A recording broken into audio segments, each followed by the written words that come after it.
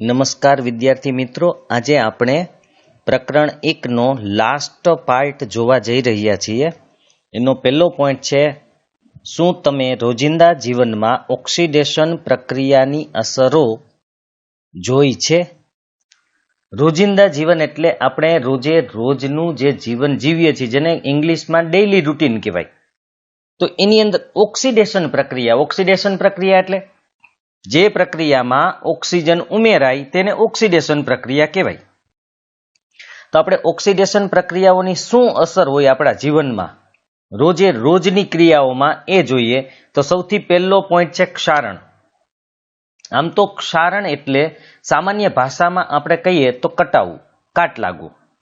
તમે ચોક્કસ જોયું હશે કે લોખંડની નવી વસ્તુઓ ચળકાટવાળી હોય, જ્યારે આપણે લોખંડ લઈ આવીએ ને ત્યારે એકદમ ચમકતું હોય, એની સપાટી એકદમ લીસી અને ચમકવાળી હોય.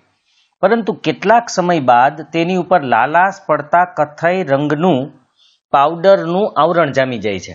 અમુક ટાઈમ થાય ને એટલે એના ઉપર એક લાલાશ પડતો કથ્થઈ એટલે કે મરૂન જેવો કલર, એનું એક પાવડર, પેલા શરૂઆતમાં પાવડર જામેલો હોય, પછી જેમ જેમ કાટ વધતો જાય ને એમ એના લેયર બનતા જાય, આખા સ્તર બનતા જાય. આ પ્રક્રિયાને સામાન્ય રીતે લોખંડનું કટાવું તરીકે ઓળખવામાં આવે. લોખંડનું કટાવું એટલે શું? તો કે નવી વસ્તુ જે ચળકાટવાળી હોય, ધીમે ધીમે એના ઉપર જે કથ્થઈ રંગનું પડ જામતું જાય, એ કથ્થઈ રંગના પડ જામવાની જે ક્રિયા છે એને કહેવાય લોખંડનું કટાવું. કેટલીક અન્ય ધાતુઓ આ જ પદ્ધતિથી ઝાંખી પડે છે. ઝાંખી પડવી એટલે એનો રંગ છે એ આછો થતો જાય, અથવા એની ચળકાટ છે એ ઝાંખો થતો જાય, આછો થતો જાય. એટલે જેને આપણે ડીમ કહીએ છીએ, ડીમ થઈ જાય, એની ચળકાટ કે સપાટી છે એ હાવ ડીમ થઈ જાય. શું તમે ક્યારેય તાંબા અને ચાંદીની સપાટી પરના સ્તરનો રંગ નોંધ્યો છે? તો કે હા. તાંબા પર લીલા રંગની સપાટીનું એક આવરણ આવેલું હોય, પડ આવેલું હોય, અથવા લીલો રંગના ધબ્બા આવેલા હોય, દાગ આવેલા હોય, અને ચાંદી ઉપર કાળા રંગના દાગ આવેલા હોય છે, એટલે કે ધબ્બા કહેવાય છે ને. એ કાળા રંગના ધબ્બા જામી જાય છે એમાં. જ્યારે ધાતુ ઉપર તેની આસપાસના પદાર્થો જેવા કે ભેજ, એસિડ વગેરેનો હુમલો થાય, એટલે કે અસર થાય, ત્યારે તેનું ક્ષયન થયું એમ કહેવાય. જોજો, ધાતુ પર આસપાસના પદાર્થો એટલે કે ક્યારેક ભેજની અસરને કારણે, ખાસ કરીને લોખંડ ઉપર ભેજની અસર થાય, એસિડ વગેરેનો હુમલો એટલે કે એની અસર થાય, ત્યારે એનું ક્ષયન થયું એમ કહેવાય. ક્ષયન થવું એટલે ઘસાવું, નાશ પામવું, એનું લેયર છે એ તૂટતું જાય. આ પ્રક્રિયાને ક્ષારણ થયું કહેવાય. યાદ રાખજો, ક્ષારણ એટલે શું? તો કે જ્યારે ધાતુ ઉપર ભેજ કે એસિડ વગેરેની અસર થઈ અને ક્ષયન થાય તો એ પ્રક્રિયાને ક્ષારણ કહેવાય છે. ચાંદી ઉપર લાગતું કાળા રંગનું સ્તર અને તાંબા ઉપર લાગતું લીલા રંગનું સ્તર ક્ષારણના અન્ય ઉદાહરણ છે. મેં તમને કીધું હતું, ચાંદી છે એ હવામાંના ઓક્સિજન, ચાંદી અને તાંબુ બંને હવામાંના ઓક્સિજન સાથે પ્રક્રિયા કરી અને ઓક્સાઇડ બનાવે છે, જેને કારણે એનું ક્ષારણ થાય છે. એટલે કે કાળા રંગનું સ્તર અને લીલા રંગનું સ્તર જોવા મળે છે. હવે ક્ષારણને કારણે મોટર કારના ભાગો, પુલ, લોખંડના પાટા, જહાજ તેમજ એવી તમામ વસ્તુઓ કે જે ધાતુની, ખાસ કરીને લોખંડની બનેલી હોય, તેને નુકસાન થાય છે. ખાસ યાદ રાખજો, ક્ષારણને કારણે મોટર કારના ભાગો, એટલે અહીંયા મોટર કાર એક જ આપી, પણ વાહન ટોટલી કોઈ પણ વાહન હોય એના ભાગો જે લોખંડના બનેલા હોય, પુલ જેમાં લોખંડ અંદર મૂકેલું હોય, લોખંડના સળિયા હોય પુલ બનાવે ત્યારે, લોખંડના પાટા રેલવેના, જહાજ, અહીંયા લોખંડના પાટા રેલવેના પણ હોઈ શકે, અથવા રેલિંગ માટે પણ આડા રાખેલા હોય તે પણ ચાલશે.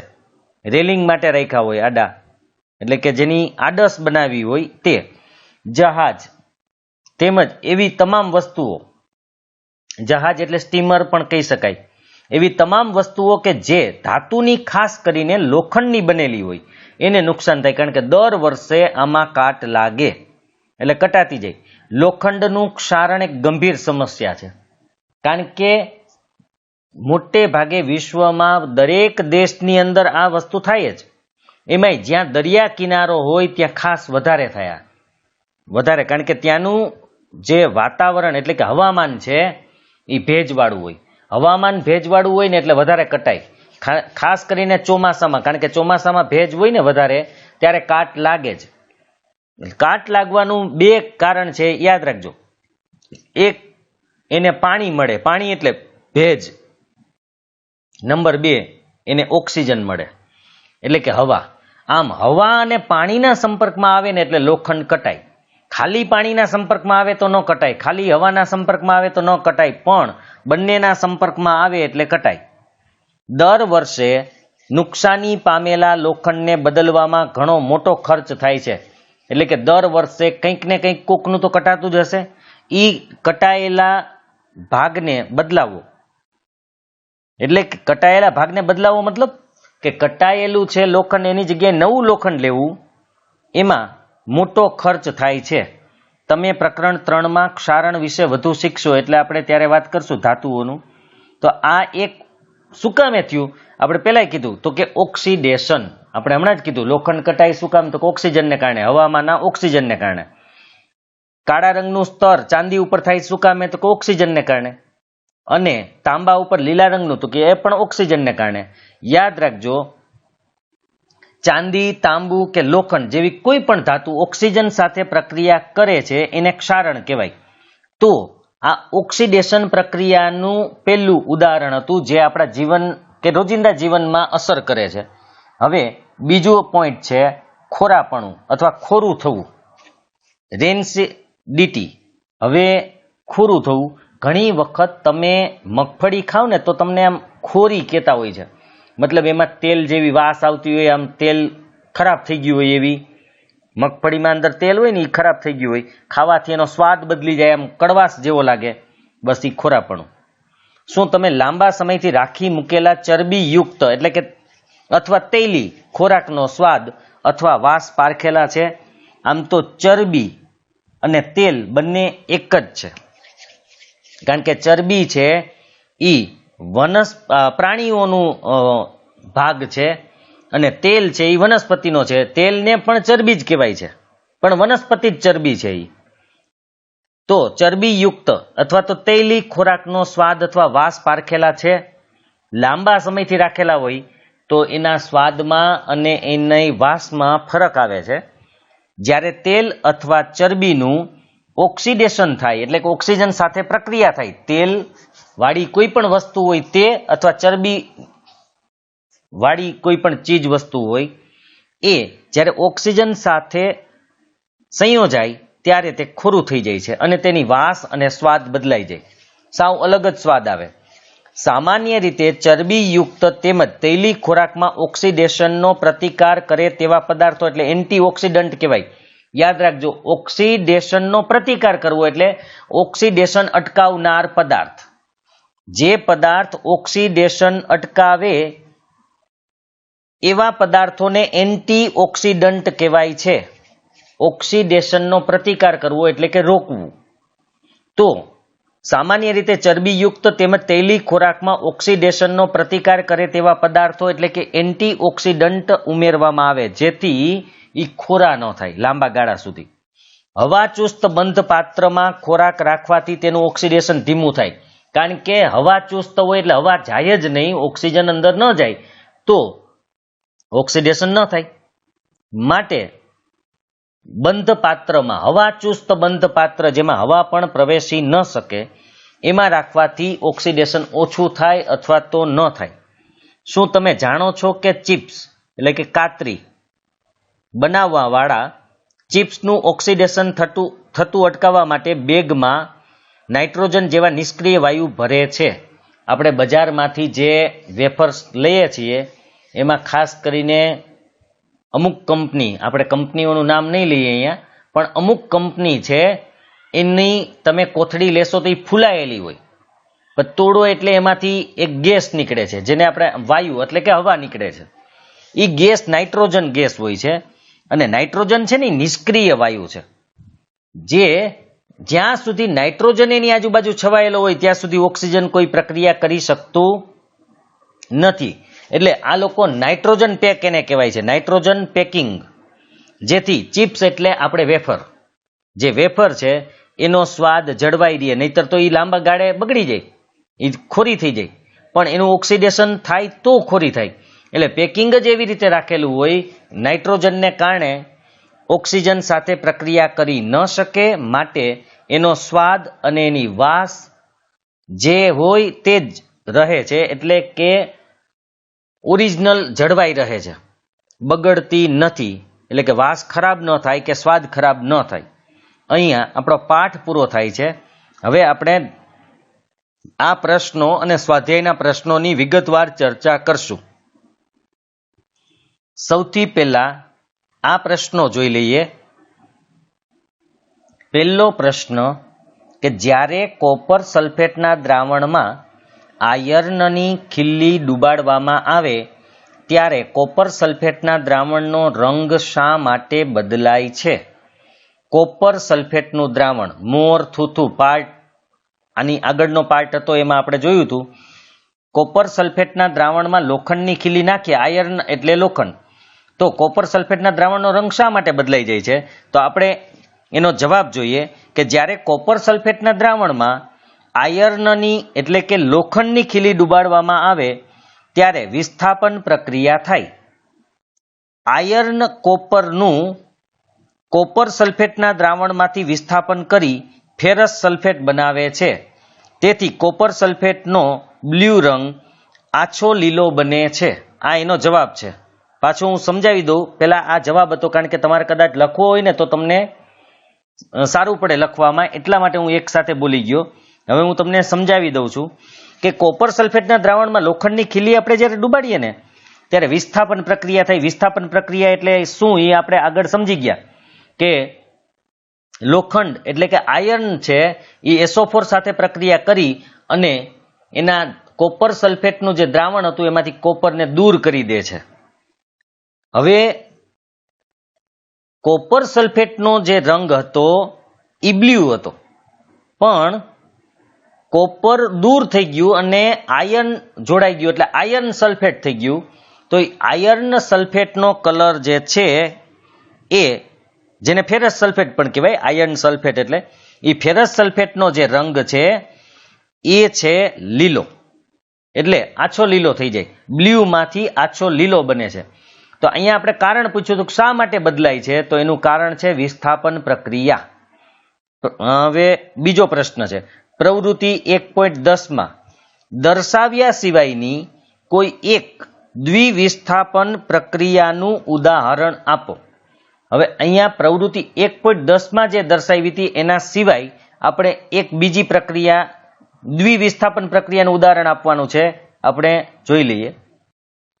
આ જે પ્રક્રિયા છે એ આમ તો સંતુલિત જ છે, કારણ કે આમાં બીજું કંઈ કરવું નથી પડતું. હું સમજાવી દઉં, પણ પહેલા આ પ્રક્રિયાને શાબ્દિક ભાષામાં પણ પહેલા લખવી પડશે, શબ્દની રીતે. તો પહેલા શું લખવાનું કે સોડિયમ હાઇડ્રોક્સાઇડ, સોડિયમ હાઇડ્રોક્સાઇડ પછી HCl. તો સોડિયમ હાઇડ્રોક્સાઇડ અને હાઇડ્રોક્લોરિક એસિડ વચ્ચે પ્રક્રિયા થઈને સોડિયમ ક્લોરાઇડ અને પાણી બને છે. યાદ રાખજો, સોડિયમ હાઇડ્રોક્સાઇડ અને હાઇડ્રોક્લોરિક એસિડ વચ્ચે પ્રક્રિયા થઈ અને સોડિયમ ક્લોરાઇડ અને પાણી બને છે. હવે અહીંયા આપણે દ્વિવિસ્થાપન પ્રક્રિયા છે. કેમ કે દ્વિવિસ્થાપન પ્રક્રિયા કોને કહેતા હતા? તો કે દ્વિવિસ્થાપન પ્રક્રિયા એટલે એવી પ્રક્રિયા કે જેની અંદર સામાન્ય રીતે આયનોની આપ-લે થાય. એક આયન તમે અહીંયા જોઈ શકો છો કે Na છે એ આની સાથે જોડાઈ ગયો છે અને H છે એ આની સાથે જોડાઈ ગયેલો છે. જુઓ, H આની સાથે જોડાઈ ગયેલો છે, OH સાથે. તો આયનોની આપ-લે થઈ. આયનોની જે આપ-લે થાય એને આપણે દ્વિવિસ્થાપન પ્રક્રિયા કહીએ છીએ. અહીંયા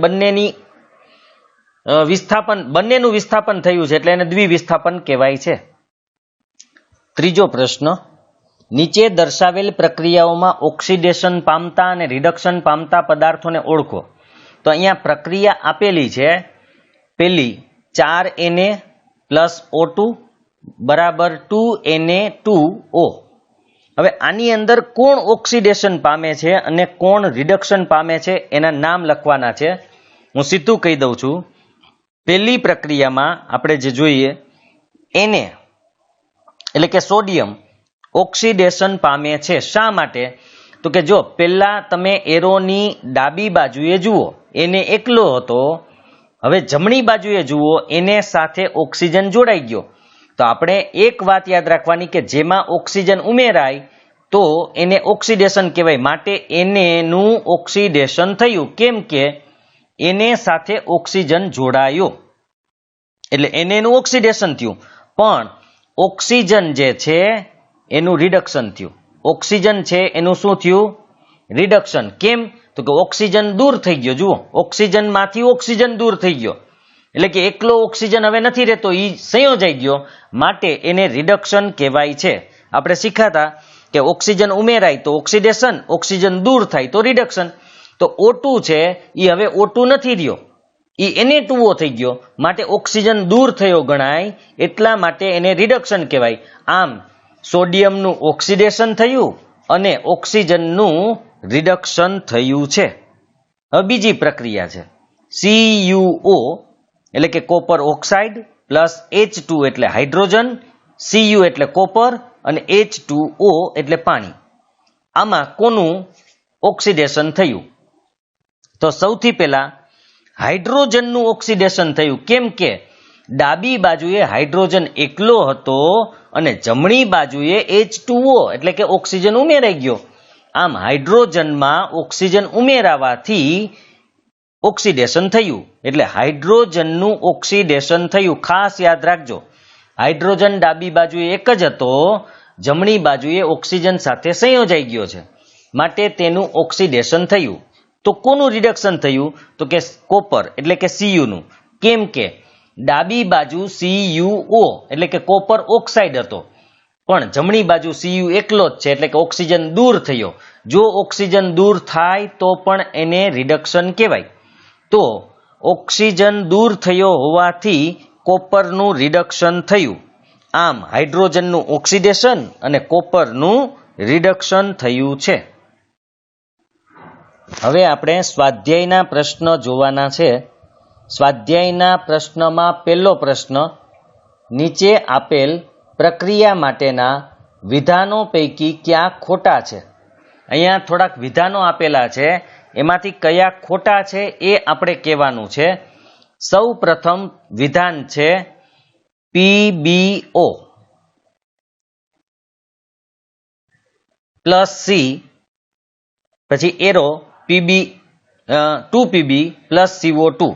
હવે પહેલું છે 2PbO એટલે કે લેડ ઓક્સાઇડ પ્લસ કાર્બન. હવે શું થયું? તો કે 2Pb એટલે કે ખાલી લેડ છે પ્લસ કાર્બન ડાયોક્સાઇડ. હવે પ્રક્રિયા સમજી લ્યો ને, તો અહીંયા પહેલા હું તમને સમજાવી દઉં વિધાનો, પછી જો એ ખોટા છે કે સાચા. સૌથી પહેલી વાત કે અહીંયા PbO હતું ડાબી બાજુએ, જમણી બાજુએ Pb થઈ ગયું એટલે ઓક્સિજન દૂર થયો. માટે લેડ ઓક્સાઇડ હતો એનું રિડક્શન થયું ઓક્સિજન દૂર થવાથી. લેડ ઓક્સાઇડ એટલે PbO નું રિડક્શન થયું અને ડાબી બાજુએ C એકલો હતો અને જમણી બાજુએ CO2 થઈ ગયો. માટે C નું ઓક્સિડેશન થયું છે. હવે આપણે વિધાનો જોઈએ કયા ખોટા છે. તો પહેલું વિધાન છે લેડ રિડક્શન પામે છે. હવે બરાબર જોજો કે લેડ રિડક્શન પામે છે. તો લેડ રિડક્શન પામતું ક્યારે કહેવાય? બરાબર યાદ રાખજો, લેડ રિડક્શન ત્યારે જ પામે જો એમાં થી ઓક્સિજન દૂર થાય. પણ અહીંયા લેડ રિડક્શન નથી પામતો, PbO એટલે કે લેડ ઓક્સાઇડ રિડક્શન પામે છે. ખાસ યાદ રાખજો, ખાલી લેડ રિડક્શન નથી પામતો, લેડમાં તો રૂપાંતર થાય છે. જુઓ, તો PbO એટલે કે લેડ ઓક્સાઇડનું રિડક્શન થાય છે. માટે પહેલું જ વિધાન ખોટું છે. લેડનું રિડક્શન નથી થતું, લેડ ઓક્સાઇડનું રિડક્શન થાય છે.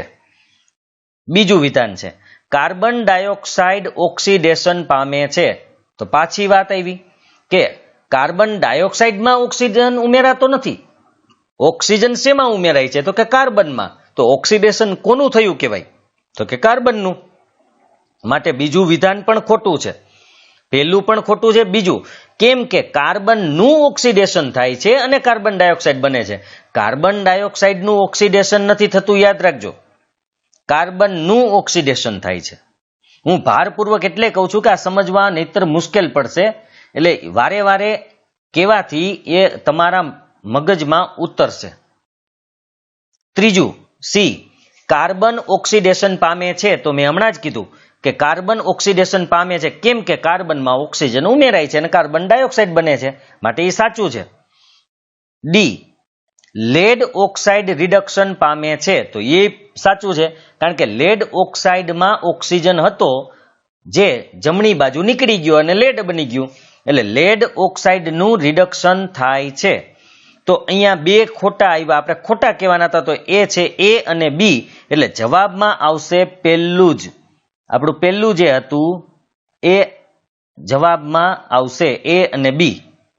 હવે બીજું વિધાન અહીંયા આપેલું છે એ આવું છે Fe2O3 પ્લસ 2Al એટલે કે એલ્યુમિનિયમ, Al2O3 પ્લસ 2Fe. ઉપર દર્શાવેલી પ્રક્રિયા શેનું ઉદાહરણ છે?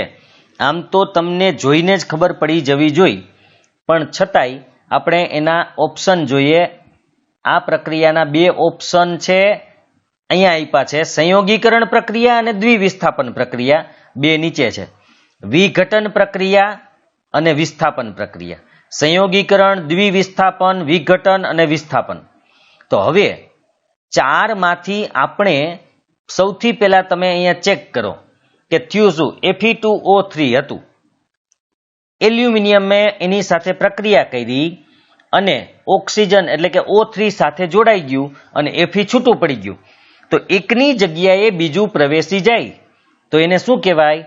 તો કે વિસ્થાપન પ્રક્રિયા કહેવાય. દ્વિવિસ્થાપન નથી, જોજો અદલા બદલી નથી, એકની જગ્યાએ ખાલી બીજું પ્રવેશી ગયું, બીજું નીકળી ગયું.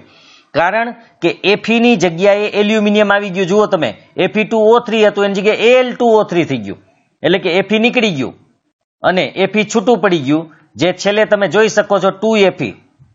આ 2Fe છે એ છૂટું પડે છે, માટે આ વિસ્થાપન પ્રક્રિયા છે. ત્રીજો પ્રશ્ન, આયર્નના ભૂક્કામાં એટલે કે એનો પાવડર, એમાં મંદ હાઇડ્રોક્લોરિક એસિડ ઉમેરતા શું થાય છે? સાચા જવાબ પર નિશાન કરો. લોખંડના ભૂક્કામાં મંદ હાઇડ્રોક્લોરિક એસિડ ઉમેરીએ ને, આમ તો એક વાત યાદ રાખજો, આપણે આગળના પાઠમાં હજી આવશે કે કોઈ પણ ધાતુ હોય, એનો ભૂક્કો લ્યો કે ધાતુ હોય, એની મંદ હાઇડ્રોક્લોરિક એસિડ સાથે પ્રક્રિયા કરો ત્યારે હાઇડ્રોજન વાયુ ઉત્પન્ન થાય. આ યાદ રાખજો. કોઈ પણ ધાતુ છે એની મંદ હાઇડ્રોક્લોરિક એસિડ સાથે, અમુક ધાતુઓ નથી પ્રક્રિયા કરતી પણ મોટા ભાગની ધાતુઓ મંદ એસિડ સાથે પ્રક્રિયા કરાવશો તો હાઇડ્રોજન છૂટો પડશે. તો આનો જવાબ આવશે હાઇડ્રોજન વાયુ અને આયર્ન ક્લોરાઇડ બને છે. શા માટે? તો કે લોખંડનો ભૂક્કો એટલે Fe.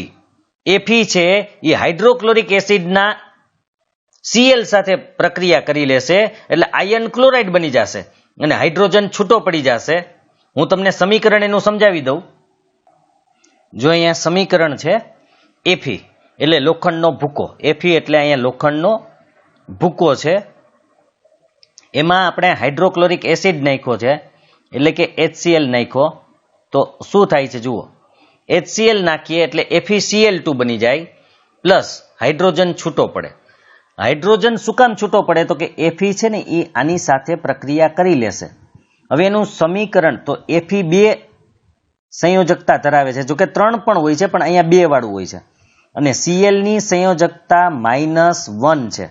તો અહીંયા આપણે 2 થી મલ્ટીપ્લાય કરવા પડશે, 1 વડે ગુણવાની કોઈ જરૂર નથી, એટલે FeCl2 આ ધ્યાનમાં રાખજો. આમ FeCl2 બની જાય છે પ્લસ H2 છૂટો પડે છે, પણ આ સમીકરણ સંતુલિત નથી. કેમ કે અહીંયા Cl2 છે, તો અહીંયા આપણે 2 લગાડવા પડશે, કેમ કે Cl 2 જોઈએ છે. તો વિચારો કે Cl તો 2 થઈ ગયા, Fe1 ના 1, બે બાજુ Fe1 ના 1 જ છે. હાલો, Cl2 આવી ગયા, અહીંયા Cl2 આવી ગયા. વધ્યું શું? તો કે વધ્યું છે આપણી પાસે 2H, એટલે કે H2, કારણ કે ગેસ છે એટલે આપણે નીચે 2 લગાય. આમ ક્યારેય લખી ન શકાય, ધ્યાન રાખજો. આયન હોય ને તો લખાય, અહીંયા પ્લસ આમ હોય ને આયન, આમ આયન હોય તો લખાય, ઉપર પ્લસ હોવું જરૂરી છે. પણ અહીંયા પ્લસ નથી, માટે આપણે લખી ના શકીએ. આ ધ્યાન રાખજો, ક્યારેય આવી રીતે આપણે લખી નહીં શકાય. તો આ પ્રક્રિયા થઈ ગઈ જેમાં હાઇડ્રોજન અને આયર્ન ક્લોરાઇડ બને છે. તો આ સમીકરણ હતું, એમાં આયર્ન ક્લોરાઇડ અને હાઇડ્રોજન બને છે. એ વિકલ્પ આપણે પસંદ કરવાનો છે, એટલે કે પ્રથમ વિકલ્પ એ જ છે. હવે આપણે ચોથા પ્રશ્નનો જવાબ જોઈએ. ચોથો પ્રશ્ન છે, સમતોલિત રાસાયણિક સમીકરણ શું છે? રાસાયણિક સમીકરણોને શા માટે સમતોલિત કરવા જોઈએ? તો એનો જવાબ હું પેલા બોલી દઉં છું. આપણે સમજી તો લીધું જ છે, છતાંય જરૂર પડશે તો પેલા હું જવાબ બોલી પછી સમજાવીશ, જેથી તમને જવાબ લખવો હોય તો કામ લાગશે. તો સૌથી પહેલા જવાબ છે, પ્રક્રિયકો અને નિપજોના દરેક તત્વના પરમાણુઓની સંખ્યા સમાન હોય બંને બાજુએ.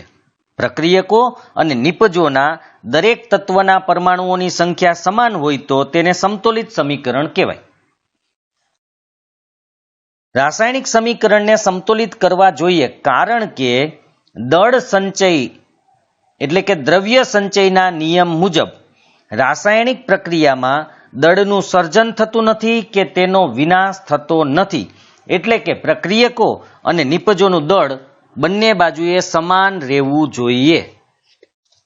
આ એનો જવાબ છે. હવે ફરીથી આપણે જોઈ લઈએ કે સમતોલિત રાસાયણિક સમીકરણ એટલે એરોની બંને બાજુએ, મતલબ કે પ્રક્રિયક અને નિપજ એ બંનેની જે તત્વ કે પરમાણુ એની સંખ્યા સરખી રહેવી જોઈએ બંને તરફ. એના અણુઓની પરમાણુઓની જે સંખ્યા હોય એ સરખી રહેવી જોઈએ. અને આવું શા માટે? તો કે દળ સંચયનો નિયમ છે કે ક્યારેય કોઈ પરમાણુ ઉત્પન્ન થતો નથી કે નાશ થતો નથી, એટલે કે બંને બાજુએ દળ સમાન રહે છે. દળ પેદા પણ ન થાય અને નાશ પણ ન થાય, એટલા માટે આપણે સમતોલિત કરવું જરૂરી છે. હવે પાંચમા પ્રશ્નનો જવાબ છે. પાંચમો પ્રશ્ન છે, નીચેના વિધાનોને રાસાયણિક સમીકરણોમાં રૂપાંતરિત કરો અને ત્યારબાદ તેને સમતોલિત કરો. પહેલા આપણે સમીકરણ બનાવવાનું છે, પછી સમતોલિત કરવાનું છે. તો સમીકરણ બનાવવા માટે પહેલા એને લખ્યું છે, હાઇડ્રોજન વાયુ નાઇટ્રોજન સાથે સંયોજાઈ એમોનિયા બનાવે છે. હાઇડ્રોજન વાયુ નાઇટ્રોજન સાથે સંયોજાઈ એમોનિયા બનાવે છે. તો આપણે એનું સમીકરણ જોઈએ.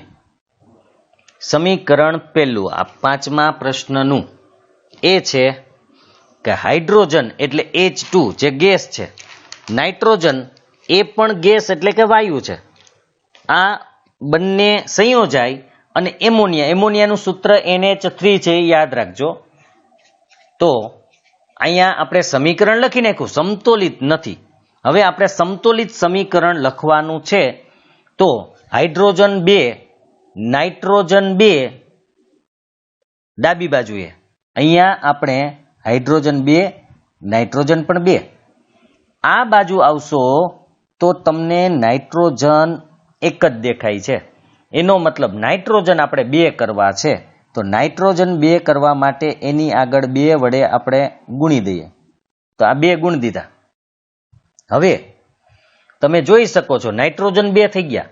તો હાઇડ્રોજન કેટલા થયા? તો કે હાઇડ્રોજન 2 તેરીને 6 થાય છે. આ 2 એને ગુણશે તો 2 તેરીને 6 થાય છે. એનો મતલબ હાઇડ્રોજનને આપણે 6 કરવા પડશે. તો હાઇડ્રોજનની આગળ આપણે છે ને 3 મૂકી દઈએ. શું કામે? તો કે 3 દૂને 6. અહીંયા 3 દૂને 6. અહીંયા 2 તેરીને 6 છે, અહીંયા 2 તેરી 6 છે, અહીંયા આપણે 3 દુ 6 કરી દઈએ. હવે જુઓ જી, નાઇટ્રોજન 2 આવી ગયા, હાઇડ્રોજન 6 આવી ગયા. તો કે હા, માટે સમતોલિત થઈ ગયું. તો આ સમતોલિત સમીકરણ છે. હવે બીજું સમીકરણ જોઈએ. હાઇડ્રોજન સલ્ફાઇડ વાયુ હવામાં બળીને દહન પામીને, બળી એટલે કે દહન પામી એટલે કે સળગીને પાણી અને સલ્ફર ડાયોક્સાઇડ આપે છે. હાઇડ્રોજન વાયુ છે, હાઇડ્રોજન સલ્ફાઇડ વાયુ હવામાં બળીને પાણી અને સલ્ફર ડાયોક્સાઇડ આપે છે. આપણે સમીકરણ જોઈ લઈએ. હાઇડ્રોજન સલ્ફાઇડ એટલે H2S જે વાયુ છે. હાઇડ્રોજન સલ્ફાઇડનું સૂત્ર H2S છે, યાદ રાખજો. હવે એને આપણે શું કીધું કે હવામાં સળગે એટલે કે બળીને એટલે કે દહન પામીને. દહન પામવું એટલે શું? તો આની પહેલા પણ આપણે એકવાર વાત કરી હતી. કોઈ પણ વસ્તુ દહન પામવી કે સળગવું એટલે ઓક્સિજન સાથે પ્રક્રિયા કરવી. તો અહીંયા ઓક્સિજન સાથે એમની પ્રક્રિયા થાય છે અને શું બને છે? તો એમાં એને કીધું હતું કે સલ્ફર ડાયોક્સાઇડ અને પાણી બને છે. તો આ સલ્ફર ડાયોક્સાઇડ ને આ પાણી બની ગયું. તો આપણે સમીકરણ બનાવી દીધું. હવે આપણે એને સંતુલિત કરવાનું છે. તો સંતુલિત કરવા માટે સૌથી પહેલા આપણે કોઈ એક લઈ લઈએ. દાખલા તરીકે હાઇડ્રોજન. તો હાઇડ્રોજન બંને બાજુએ સમાન દેખાય છે. જુઓ, હાઇડ્રોજન બંને બાજુએ સરખો જ છે. તો સલ્ફરની વાત કરીએ તો કે સલ્ફર અહીંયા એક, તો કે અહીંયા એક, તો સલ્ફર એ સરખો જ છે. તો હવે વધ્યું ઓક્સિજન. ઓક્સિજનની સંખ્યા કેટલી? તો કે ઓક્સિજન અહીંયા 2 છે, તો 2 અહીંયા છે અને 1 અહીંયા છે. એટલે ટોટલ જમણી બાજુએ 3 છે અને ડાબી બાજુએ 2 છે. તો હવે એક વાત યાદ રાખજો, મેં પહેલા કીધેલી કે જ્યારે એક બાજુએ એકી સંખ્યા હોય અને એક બાજુએ બેકી સંખ્યા હોય ત્યારે એકી સંખ્યા વાળા તત્વને ડબલ કરવું. એનો મતલબ આપણે જે H2O લખેલા છે, જો અહીંયા એક જ ઓક્સિજન છે, ત્યાં આપણે શું કરશું? તો કે ત્યાં આપણે આગળ 2 લખી નાખશું, જેથી 2 ઓક્સિજન એટલે ડબલ થઈ ગયા, નહીં તો એક જ રહેશે. તો આ બાજુએ 2 ઓક્સિજન થયા. હવે જોજો, 2 ઓક્સિજન અહીંયા થયા, 2 ઓક્સિજન અહીંયા. હવે આ બાજુએ ટોટલ 4 ઓક્સિજન થઈ ગયા. તો જે ડાબી બાજુની વાત કરીએ તો ત્યાં તો 2 જ ઓક્સિજન છે, આપણે 4 કરવા છે. તો આગળ કેટલા લગાડવા પડશે? તો કે 2 લગાડવા પડશે. ઓક્સિજન થઈ ગયા 4. હાલો, હવે ઓક્સિજન સરખા કરવા ગયા તો હાઇડ્રોજન છે એ બગડી ગયા. જુઓ, અહીંયા હાઇડ્રોજન 2 દુને 4 થઈ ગયા. તો ડાબી બાજુએ પણ આપણે 4 કરવા માટે આગળ 2 લગાડવા પડશે, એટલે 2 દુને 4 થઈ ગયા. જો હાઇડ્રોજનને સરખા કરવા ગયા તો સલ્ફરની ગણતરી વિખાઈ ગઈ. જુઓ, કારણ કે હવે સલ્ફર 2 થઈ ગયા. જો સલ્ફર 2 થાય તો આ બાજુએ સલ્ફરની આગળ 2 લગાડવા પડે. જો આમ જ કરતું જવાનું છે, સંતુલિત તો જ થશે. હવે વિચારજો, સલ્ફર 2 થઈ ગયા. હવે આપણે ફરીથી ગણવું પડશે કે જો સલ્ફર 2, તો કે સલ્ફર 2 આવી ગયા. હાઇડ્રોજન 2 દુ 4, તો કે હાઇડ્રોજન 2 દુને 4 આવી ગયા. ઓક્સિજન કેટલા? તો કે ઓક્સિજન આ બાજુએ ઉપર આપણે 4 કર્યા હતા, એટલે કે ડાબી બાજુએ. જમણી બાજુએ 2 દુને 4 અને 2 એકા 2 એટલે કે ટોટલ 6 થઈ ગયા. એનો મતલબ આ બાજુ 6, તો ઉપર હવે 6 કરવા હોય તો શું કરાય? તો કે અહીંયા 4 છે એટલે આપણે આ જે ગ્રીન 2 છે એને કાઢી નાખીએ અને એની જગ્યાએ આપણે 3 મૂકી દઈએ તો 3 દુને 6 થઈ જાય. તો હવે તમે ગણતરી કરી લ્યો, બધી બાજુ બધું સરખું છે. આને સમતોલિત સમીકરણ કહેવાય. યાદ રાખજો, પહેલા આપણે હાઇડ્રોજન સરખો હતો, સલ્ફર સરખો હતો, ઓક્સિજનને સરખો કર્યો, પણ ઓક્સિજન સરખો કર્યા પછી હાઇડ્રોજનને સરખા કર્યા, પછી સલ્ફરને સરખા કર્યા, તો ઓક્સિજનની સંખ્યા પાછી બદલી ગઈ. માટે વળી પાછું ઓક્સિજનને સરખા કર્યા. તમે વિડીયો જો ન સમજાય તો 1-2 વખત રિવર્સ કરીને એટલે કે રિવાઇન્ડ કરીને જોઈ લેજો, એટલે ખબર પડી જશે કે આવું શું કામ કરવું પડ્યું. કે પહેલા આપણે હાઇડ્રોજન સરખો, સલ્ફર સરખો હતો, ઓક્સિજનને સરખો કર્યો તો બંને બાજુ થઈ ગયો હતો, પણ ઓક્સિજન સરખો થયા પછી હાઇડ્રોજન અને સલ્ફરની સંખ્યા ચેન્જ થઈ ગઈ, એટલે એ ચેન્જ કરી સલ્ફર અને હાઇડ્રોજન ચેન્જ કર્યો એટલે ઓક્સિજનની સંખ્યા બદલી, એટલે પાછું ઓક્સિજનને આપણે બદલાવ્યો, એટલે કે 6 કર્યા. આ યાદ રાખજો. તો આ આપણું સંતુલિત સમીકરણ છે, જોઈ લેજો બંને બાજુ બધું સરખું થઈ ગયું છે કે નહીં. ત્રીજું આપણું વિધાન જે છે, બેરિયમ ક્લોરાઇડ એલ્યુમિનિયમ સલ્ફેટ સાથે સંયોજાઈને એલ્યુમિનિયમ ક્લોરાઇડ આપે છે, તેમજ બેરિયમ સલ્ફેટના અવક્ષેપ આપે છે. અવક્ષેપ જ્યાં હશે ને ત્યાં આપણે એસ લખી નાખશું. એસ એટલે ઘન પદાર્થ, કારણ કે ઘન પદાર્થ હોય ને એના જ અવક્ષેપ ઉત્પન્ન થાય એ આપણે પહેલા જોઈ ગયા. બાકી બધા દ્રાવણ હશે. તો બેરિયમ ક્લોરાઇડ એલ્યુમિનિયમ સલ્ફેટ સાથે જોડાઈને એટલે કે સંયોજાઈને એલ્યુમિનિયમ ક્લોરાઇડ બનાવે છે અને બેરિયમ સલ્ફેટના અવક્ષેપ આપે છે. આપણે સમીકરણ જોઈ લઈએ. તો અહીંયા સમીકરણ છે BaCl2 એટલે કે બેરિયમ ક્લોરાઇડ કોની સાથે પ્રક્રિયા કરે છે? તો કે એલ્યુમિનિયમ સલ્ફેટ સાથે. શું બનતું હતું? તો કે એલ્યુમિનિયમ ક્લોરાઇડ અને BaSO4 બેરિયમ સલ્ફેટના અવક્ષેપ મળે છે એવી વાત આપણે થઈ હતી. તો અહીંયા તમે જોઈ શકો છો, મેં કીધું હતું જેની પાછળ એસ એટલે કે સોલિડ એટલે કે ઘન લખેલું હોય એના અવક્ષેપ મળે એટલે BaSO4 ના અવક્ષેપ મળે છે આપણને. બાકી બધા જો એક ક્યુ એટલે કે પાણીમાં બનેલું દ્રાવણ એટલે કે જલીય દ્રાવણ છે. હવે આને આપણે સંતુલિત કરવાનું છે, એ ધ્યાન રાખજો. સંતુલિત કેવી રીતે કરશું? તો કે સૌથી પહેલા આપણે છે ને એલ્યુમિનિયમ, Ba તો બેયમાં એક સરખો જ છે. જુઓ Ba અહીંયા પણ એક છે ને અહીંયા પણ એક જ છે. તો Ba તો એક જ છે એટલે એને આપણે અત્યારે કંઈ નથી કરવું. ક્લોરીન છે એ આ બાજુએ 2 છે અહીંયા અને અહીંયા 3 છે. તો એક કામ કરવાનું, જ્યારે એક બાજુએ 2 ને એક બાજુએ 3 હોય તો એનો લસા લઈ લ્યો. તો 2 અને 3 નો લસા 6 થાય.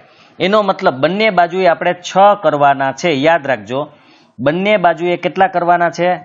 6. તો 6 કરવા માટે આપણે શું કરશું? તો કે 2 છે ને એને 3 વડે ગુણો, તો 3 દુ ને 6, અને 3 છે એને 2 વડે ગુણો એટલે 2 તેરી ને 6. આનો મતલબ ક્લોરીન સરખો થયો છે. યાદ રાખજો, આપણે માત્ર શું સરખું કર્યું અત્યારે? ક્લોરીન. 2 તેરી 6 અને 3 દુ 6, ક્લોરીન સરખો થઈ ગયો. હવે બાકી કોણ રહ્યું? તો કે Ba. અહીંયા Ba હવે 3 થઈ ગયા. જુઓ, આપણે ક્લોરીનને સરખો કરવા ગયા ને તો Ba 3 થઈ ગયા. તો જમણી બાજુએ જ્યાં Ba છે ત્યાં પણ આપણે 3 મૂકવા પડશે. તો આગળ 3 મૂકી દઈએ તો Ba સરખો થઈ ગયો, ક્લોરીન સરખો થઈ ગયો. હવે બાકી શું વધ્યું એ જોઈએ. તો કે ડાબી બાજુએ એલ્યુમિનિયમ 2 દેખાય છે, અહીંયા Al2 2 છે. તો અહીંયા પણ હવે જમણી બાજુ થઈ ગયા 2 એટલે કે એલ્યુમિનિયમ પણ સરખા થઈ ગયા છે. વધ્યું કોણ? વધ્યું કોણ એની વાત કરીએ તો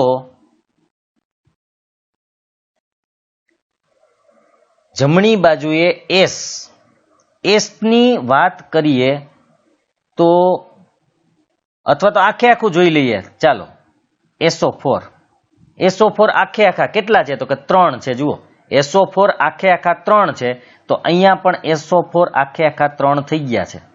SO4 આખે આખા 3 છે જ, આગળ 3 લખેલા છે. એનો મતલબ કે આપણું આ જે સમીકરણ છે એ અત્યારે સંતુલિત થઈ ગયેલું છે. માટે આપણો આન્સર આ છે. તો નેક્સ્ટ જોઈએ હવે ડી. પોટેશિયમ ધાતુ પાણી સાથે પ્રક્રિયા કરી પોટેશિયમ હાઇડ્રોક્સાઇડ અને હાઇડ્રોજન વાયુ આપે છે. તો પોટેશિયમ ધાતુ એટલે કે પાણી સાથે એટલે H2O સાથે પ્રક્રિયા કરી પોટેશિયમ હાઇડ્રોક્સાઇડ એટલે KH અને હાઇડ્રોજન વાયુ એટલે H2 આપે છે. જોઈ લઈએ. તો અહીંયા પોટેશિયમ પાણી સાથે પ્રક્રિયા કરી પોટેશિયમ હાઇડ્રોક્સાઇડ એટલે કે KOH બનાવે છે અને હાઇડ્રોજન છૂટો પડે છે. હવે એક આ સૂત્ર બનાવતા શીખી લેજો. પહેલાંય આપણે વાત થઈ ગઈ છે છતાંય કે પોટેશિયમ જે છે તેની સંયોજકતા +1 છે અને હાઇડ્રોક્સાઇડ આયન જે છે એની સંયોજકતા 1 છે પણ માઇનસ છે. બંનેની સરખી જ છે માટે તમે એને KOH જ લખી શકશો. બંનેની એક જ છે એટલે KOH લખશું આપણે. તો સૂત્ર તો આપણું બની ગયું. હવે આપણે લખવાનું છે સમીકરણ, સંતુલિત કરવાનું છે. સંતુલિત કરવા માટે આપણે પહેલા ગણતરી શરૂ કરીએ. તો અત્યારે K એટલે કે પોટેશિયમ બંને બાજુએ 1 દેખાય છે. જુઓ, હું જે બોલું એ બંને બાજુ જોઈ લેજો એટલે ખબર પડી જશે કે બંને બાજુ એક એક છે. હાઇડ્રોજન એટલે કે H2 બંને બાજુએ H2 જ છે અને ઓક્સિજન છે એ પણ બંને બાજુએ એક એક છે કે નહીં? તો હવે આપણે સંતુલિત ગણવા જઈએ તો અહીંયા ગણતરી કરવામાં એક જુઓ કે બંને બાજુએ છે, H2 અહીંયા પણ છે, ઓક્સિજન છે અહીંયા છે, પણ એક હાઇડ્રોજન વધ્યો દેખાય છે. જુઓ અહીંયા એક હાઇડ્રોજન વધે છે, એનો મતલબ કે આપણું સમીકરણ સંતુલિત નથી. થોડું ઘણું આપણું દેખાતું હોય ને, શરૂઆતમાં લાગતું તો પણ છે નહીં. તો હવે કરશું શું? તો કે હવે આપણે પહેલા ગણતરી માંડી દઈએ હાઇડ્રોજનની. હાઇડ્રોજન ડાબી બાજુએ 2 છે, જમણી બાજુએ 2 ને 1 3 છે. જુઓ અંડરલાઈન કરેલી છે, 3 છે. તો હવે શું કરશું? તો કે આપણે વાત થઈ હતી કે જ્યાં એકી સંખ્યા હોય ને ત્યાં ડબલ કરવી પડશે. માટે એકી સંખ્યા ક્યાં છે? તો કે કેવો H આ જે છે એમાં એક હાઇડ્રોજન છે, તો આપણે ત્યાં ડબલ કરવા પડે. તો હવે આમ કરવાથી સંખ્યા ચેન્જ થઈ ગઈ. હાઇડ્રોજનની સંખ્યા કેટલી થઈ ગઈ? તો કે 2 અહીંયા અને આ પણ 2 થઈ ગઈ, તો ટોટલ 4 થઈ ગઈ હાઇડ્રોજનની સંખ્યા. હાઇડ્રોજનની સંખ્યા જો 4 થાય તો અહીંયા પણ તમારે 4 હાઇડ્રોજન કરવા પડે. એટલે કે H2 ની આગળ 2 લગાડી દો એટલે 2H2, એટલે કે 2 દુ ને 4 હાઇડ્રોજન થઈ ગયા. હવે બરાબર યાદ રાખો, ઓક્સિજનની ગણતરી કરીએ તો 2 એકુ 2 ઓક્સિજન અહીંયા પણ 2 એકુ 2 ઓક્સિજન. ઓક્સિજન સરખા થઈ ગયા, હાઇડ્રોજન સરખા થઈ ગયા, વધ્યું પોટેશિયમ એટલે કે K. તો અહીંયા આપણી પાસે K કેટલા છે? તો કે આપણી પાસે 2K છે. તો એનો મતલબ એમ કે K ની આગળ પણ 2 લગાડવા પડશે. આમ આ આપણું સંતુલિત સમીકરણ છે, આ સંતુલિત સમીકરણ. હવે નેક્સ્ટ જોઈએ, છઠ્ઠો ક્વેશ્ચન છે, નીચેના રાસાયણિક સમીકરણોને સંતુલિત કરો. એટલે સમીકરણ આપેલા છે, આપણે સંતુલિત કરવાનું છે. તો આ સમીકરણ આપણે સંતુલિત કરીએ. આ સમીકરણ આપ્યું હતું તે. હવે આપણે સંતુલિત કરવા માટે કોઈ પણ સંખ્યાને એટલે કોઈ પણ તત્વને પકડી લઈએ આપણે. તો સૌથી પહેલા આપણે હાઇડ્રોજનની ગણતરી કરીએ. તો હાઇડ્રોજન આ બાજુએ 1 અહીંયા છે અને 2 અહીંયા છે, એટલે ટોટલ આ બાજુએ 3 થયા અને આ બાજુએ 2 જ છે. તો મેં શું કીધું હતું તમને કે એક બાજુ એકી અને બેકી સંખ્યા હોય તો પેલા એકી સંખ્યા વાળાને ડબલ કરવું. એનો મતલબ કે આપણે આ H ને ડબલ કરવા પડશે, કારણ કે એક જ સિંગલ છે. જુઓ આ તો ડબલ જ હતા, અહીંયા તો આ જે છે એ ડબલ છે, એક જ સિંગલ હતા, માટે આપણે એને ડબલ કરીએ છીએ, એટલે કે અહીંયા 2 વડે ગુણીએ છીએ. તો હવે હાઇડ્રોજન આપણા માટે સરખો થઈ ગયો. હવે આપણે કોને સરખો કરશું? તો કે હવે નાઇટ્રોજન કેટલો? તો કે આ બાજુએ તમારી પાસે 2 છે, તો અહીંયા આપણી પાસે અહીંયા પણ 2 છે. નાઇટ્રોજન સરખો થઈ ગયો. તો હવે ઓક્સિજનને સરખો કરી લઈએ.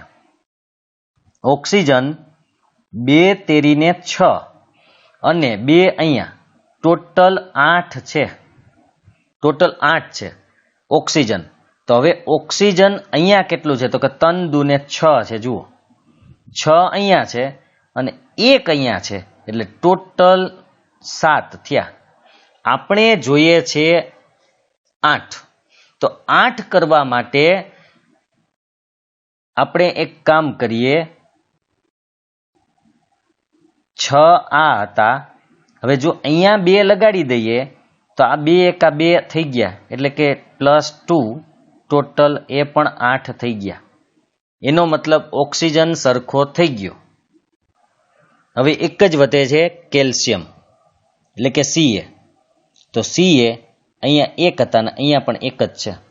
હવે બધા બરાબર થઈ ગયા હોય એવું લાગે છે, એટલે 2HNO3 જ્યાં 2 આપણે લગાડ્યા, પછી CaOH ટ્વાઇસ જેમાં કંઈ લગાડવાની જરૂર નહોતી, CaNO3 ટ્વાઇસ એમાં પણ કંઈ લગાડવાની જરૂર નથી પડી અને 2H2O જ્યાં આપણે 2 લગાડ્યા એટલે કે પહેલા અને છેલ્લે 2 લગાડવા પડ્યા, જેથી આપણું સમીકરણ છે એ સમતોલિત થઈ ગયું.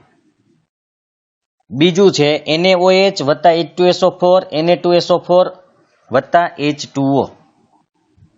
તો NaOH વત્તા H2SO4 Na2SO4 વત્તા H2O. હવે આમાં આપણે સરખા કરવા જઈએ તો સૌથી પહેલા Na ની વાત કરીએ તો Na એટલે કે સોડિયમ એક જ છે, અહીંયા સોડિયમ 2 છે. તો એને 2 કરવા માટે આપણે આગળ 2 લગાડી દઈએ, એટલે આપણે લગાડી દીધા 2. તો સોડિયમ આપણો સરખું થઈ ગયું. હવે આપણે ગણતરી કરી લઈએ ઓક્સિજનની. ઓક્સિજન કેટલો છે તો કે અહીંયા 2 એકુ 2 અને અહીંયા 4. 4 ને 2 ટોટલ થયો 6. ડાબી બાજુએ 6, જમણી બાજુએ કેટલા છે તો કે જમણી બાજુએ ઓક્સિજન 4 અને અહીંયા છે 1 જ. તો અહીંયા ટોટલ થાય છે 4 અને 1 એટલે 5. 1 ઘટે છે. વળી પાછી સંખ્યા એકી અને બેકી સંખ્યા આવેલી છે, માટે આપણે જે એકી સંખ્યા છે એને ગુણવા પડે. તો એને ગુણવા માટે જુઓ, 2 વડે જો આપણે એને ગુણી દઈએ તો 4 આ હતા SO4 ના પ્લસ 2 એમાં ઉમેરાય એટલે ટોટલ 6 થઈ ગયા. હવે સોડિયમ 2 આવી ગયા તો કે હા. ઓક્સિજન બંને બાજુએ 6 થઈ ગયા તો કે હા. હવે વધ્યું છે હાઇડ્રોજનની વાત કરીએ. તો હાઇડ્રોજન માટે તમે જોઈ શકો છો કે અહીંયા તમારી પાસે ડાબી બાજુએ 2 અહીંયા અને 2 અહીંયા ટોટલ 4 છે. તો અહીંયા 2 દુને 4 થઈ ગયા. તો હાઇડ્રોજન, ઓક્સિજન અને સોડિયમ એ સરખું થઈ ગયું. હવે સલ્ફર. સલ્ફર કેટલા તો કે સલ્ફર અહીંયા 1 છે તો અહીંયા પણ 1 જ છે. આમ જુઓ તો બધું બરાબર થઈ ગયું, એટલે કે 2NaOH વત્તા H2SO4 Na2SO4 અને 2H2O આપણું સંતુલિત સમીકરણ છે. નેક્સ્ટ જોઈએ C NaCl AgNO3 AgCl NaNO3. તો આ સમીકરણને સંતુલિત કરવા માટે પહેલા તો Na તો કે બંને બાજુએ Na અત્યારે 1 જ છે. જુઓ બંને બાજુએ Na 1 છે. Cl ની ગણતરી કરીએ તો Cl ની વાત કરીએ તો Cl અહીંયા 1 છે તો કે અહીંયા પણ 1 જ Cl છે. હવે આપણે વાત કરશું Ag ની. તો Ag અહીંયા 1 છે તો કે અહીંયા પણ 1 જ છે. હવે વાત કરશું NO3 આખાની વાત કરી લઈએ આપણે. તો NO3 1 છે તો અહીંયા પણ NO3 1 જ છે. એનો મતલબ એવો થયો કે આ સમીકરણ સંતુલિત જ છે, કારણ કે બંને બાજુએ બધી સંખ્યા સરખી છે, માટે આને સંતુલિત કરવાની જરૂર નથી. નેક્સ્ટ જોઈએ એટલે કે D BaCl2 H2SO4 BaSO4 HCl. સંતુલિત કરીએ તો પહેલા આપણે ગણતરી માંડશું Ba તો બંને બાજુ Ba. હવે બીજી વાત કરીએ તો Cl2 ની. તો અહીંયા Cl2 પણ અહીંયા Cl જ છે, તો આપણે ફરજિયાત એની આગળ 2 લગાડવા પડશે, એટલે આપણે અહીંયા 2 લગાડી દઈએ, માટે 2HCl થઈ ગયા, એટલે કે Cl 2 થઈ ગયા અહીંયા. તો હવે હાઇડ્રોજનની વાત કરીએ તો હાઇડ્રોજન જે છે અહીંયા 2 છે, તો અહીંયા તો આપણી પાસે ઓલરેડી 2 થઈ જ ગયા 2H, એટલે હાઇડ્રોજન સરખો થઈ ગયો, Cl સરખું થઈ ગયું, Ba સરખું હતું જ. હવે વધ્યું SO4. તો SO4 તો આખું એક અહીંયા છે તો એક અહીંયા છે. એનો મતલબ એમ કે આપણે HCl ની આગળ 2 લગાડવાથી આપણું સમીકરણ છે એ સંતુલિત થઈ ગયું છે. આ સંતુલિત સમીકરણ છે. 7મો ક્વેશ્ચન છે, રાસાયણિક પ્રક્રિયાઓ માટે સમતોલિત રાસાયણિક સમીકરણો લખો. એટલે સમીકરણ લખી અને સમતોલિત જ કરવાના છે, પાછો એ જ છે. તો આપણે જોઈ લઈએ. પહેલું સમીકરણ છે calcium hydroxide plus carbon dioxide calcium carbonate plus પાણી. જુઓ કેલ્શિયમ હાઇડ્રોક્સાઇડ એટલે CaOH ટ્વાઇસ. Ca ની સંયોજકતા 2 છે અને OH ની 1 છે, માટે 1 વાળાને 2 વડે ગુણ્યા. જુઓ એટલે CaOH ટ્વાઇસ થયું. પછી કાર્બન ડાયોક્સાઇડ CaCO3 એટલે કેલ્શિયમ કાર્બોનેટ અને પાણી. હવે આપણે આની સંખ્યા સરખી કરવા માટે સૌથી પહેલા Ca તો 1 તો કે Ca 1 જ છે. હવે આપણે ગણતરી કરી લઈએ C ની, તો C પણ અહીંયા 1 છે અને અહીંયા પણ C 1 જ છે. હવે ઓક્સિજન અથવા હાઇડ્રોજન ગમે એની કરીએ, આપણે પહેલા હાઇડ્રોજનની કરી લઈએ. તો હાઇડ્રોજનની વાત કરીએ તો હાઇડ્રોજન આ બાજુએ ટોટલ 2 છે, તો કે આ બાજુએ અહીંયા 2 જ છે. હવે ઓક્સિજનની વાત કરીએ તો ઓક્સિજન કેટલા છે, તો કે ઓક્સિજન ટોટલ 2 બીજા 4 આ બાજુએ છે, ઓક્સિજન 4 છે, 2 ને 2. આ બાજુએ ઓક્સિજન ટોટલ 3 અહીંયા અને 1 અહીંયા, એટલે 4 અહીંયા છે. આ તો ઓલરેડી સંતુલિત જ દેખાઈ રહ્યું છે, એટલે કે આને સમતોલિત કરવાની જરૂર નથી, આ સમતોલિત જ છે, માટે આમાં કંઈ નહીં થાય. બીજું છે zinc plus silver nitrate, zinc nitrate plus silver, એ જોઈ લઈએ. તો ઝિંક એટલે Zn, સિલ્વર નાઇટ્રેટ એટલે AgNO3, એને પ્રક્રિયા થઈ અને ઝિંક નાઇટ્રેટ બને છે અને સિલ્વર છૂટું પડે છે, એ અહીંયા આપણે દેખાય છે. હવે આને સંતુલિત કરવા માટે તમારે શું કરવું જોઈએ?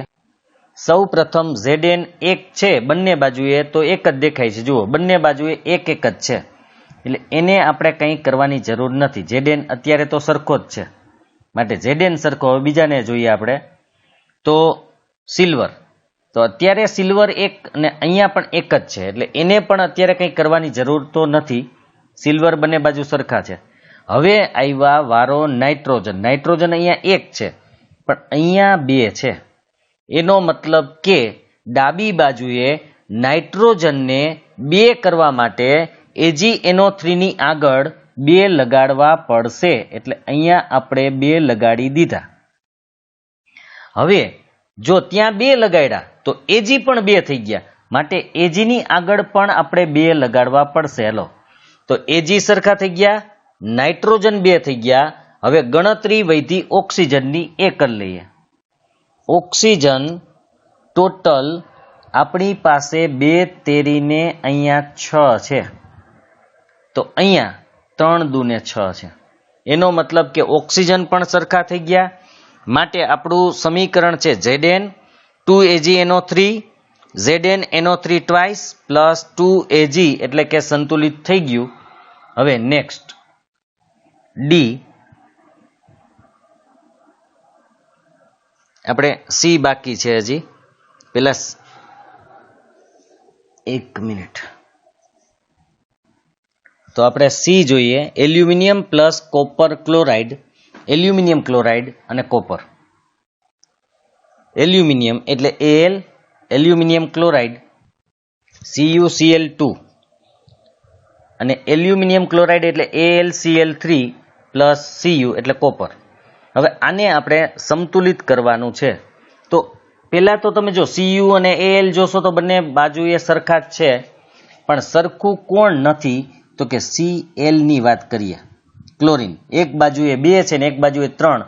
તો આની પહેલા આપણે શીખી ગયા કે એક બાજુએ એકી સંખ્યા છે ને એક બાજુએ બેકી સંખ્યા છે, તો આપણે એને એકી સંખ્યાને બેકી સંખ્યા કરવાની હોય, પણ ખાલી 2 અને 3 જ હોય ને ત્યારે મેં કીધું હતું લસા લઈ લ્યો. તો લસા 2 તેરીને 6 થાય, તો 2 વાળાને તમે 3 વડે ગુણો અને 3 વાળા છે એને 2 વડે ગુણો, એટલે પેલું કામ આપણું થયું. Cl સરખો થઈ ગયો. 3 દુ 6 ઉપર, એટલે કે ડાબી બાજુએ, અને 2 તેરી 6 એ જમણી બાજુએ થઈ ગયું. હવે અહીંયા એ કરવાથી એલ્યુમિનિયમ કેટલા, તો કે 2Al થયા, માટે એલ્યુમિનિયમની આગળ આપણે 2 લગાડશું. અને બીજું કોપર કેટલા થયા, તો કે 3, તો કોપરની આગળ આપણે 3 લગાડશું. આમ આપણું સમીકરણ સંતુલિત થઈ ગયું. જુઓ બંને બાજુએ સંખ્યા જોઈ લેજો. હવે આપણું 7માનું છેલ્લું D, barium chloride, potassium sulphate, barium sulphate, potassium chloride. તો બેરિયમ ક્લોરાઇડ એટલે BaCl2. બેરિયમની સંયોજકતા 2, ક્લોરીનની 1 છે એટલે ક્લોરીનને 2 વડે ગુણવા પડે. આની પહેલા આપણે શીખી જ ગયા છીએ K2SO4, કારણ કે કેની સંયોજકતા છે ને એ 1 છે, યાદ રાખજો. કેની સંયોજકતા 1 છે ને SO4 ની સંયોજકતા છે ને એ 2 છે, માઇનસ. તો કેને આપણે 2 વડે ગુણવા પડે અને SO4 ને 1 લખવાની કોઈ જરૂર નથી, એટલે K2SO4. પછી BaSO4, Ba ની 2, SO4 ની 2, માટે બંને સરખું જ છે એટલે કે 1 લેવાના. અને KCl, K ની પણ 1 અને Cl ની પણ 1 જ છે એટલે બંને 1 લેવાના છે. હવે આપણે એને સમતુલિત કરવા માટે Ba તો બંને બાજુ 1 જ છે. પહેલા આપણે ક્લોરીનની વાત કરીએ તો ક્લોરીન અહીંયા 2 છે પણ અહીંયા 1 દેખાય છે, જુઓ. એનો મતલબ 2 કરવા માટે આપણે એની આગળ 2 મૂકવા પડશે. તો 2 મૂકવાથી ક્લોરીન સરખું થઈ ગયું. પણ પોટેશિયમ કેટલા છે એ જોઈ લ્યો. તો કે એ બાજુ પોટેશિયમ કેટલા થયા છે? તો કે 2 થયા. આ બાજુ કેટલા? તો કે એ પણ 2 છે એટલે K2 થઈ ગયા. એનો તો મેળ ખાઈ ગયો. Cl સરખા છે, Ba સરખા થઈ ગયા, પોટેશિયમ એટલે કે K સરખા થઈ ગયા. હવે આપણે વાત કરીએ સલ્ફર. તો કે સલ્ફર 1 છે તો કે અહીંયા પણ 1 છે. ઓક્સિજન 4 છે તો કે અહીંયા પણ 4 ને અહીંયા પણ 4 છે.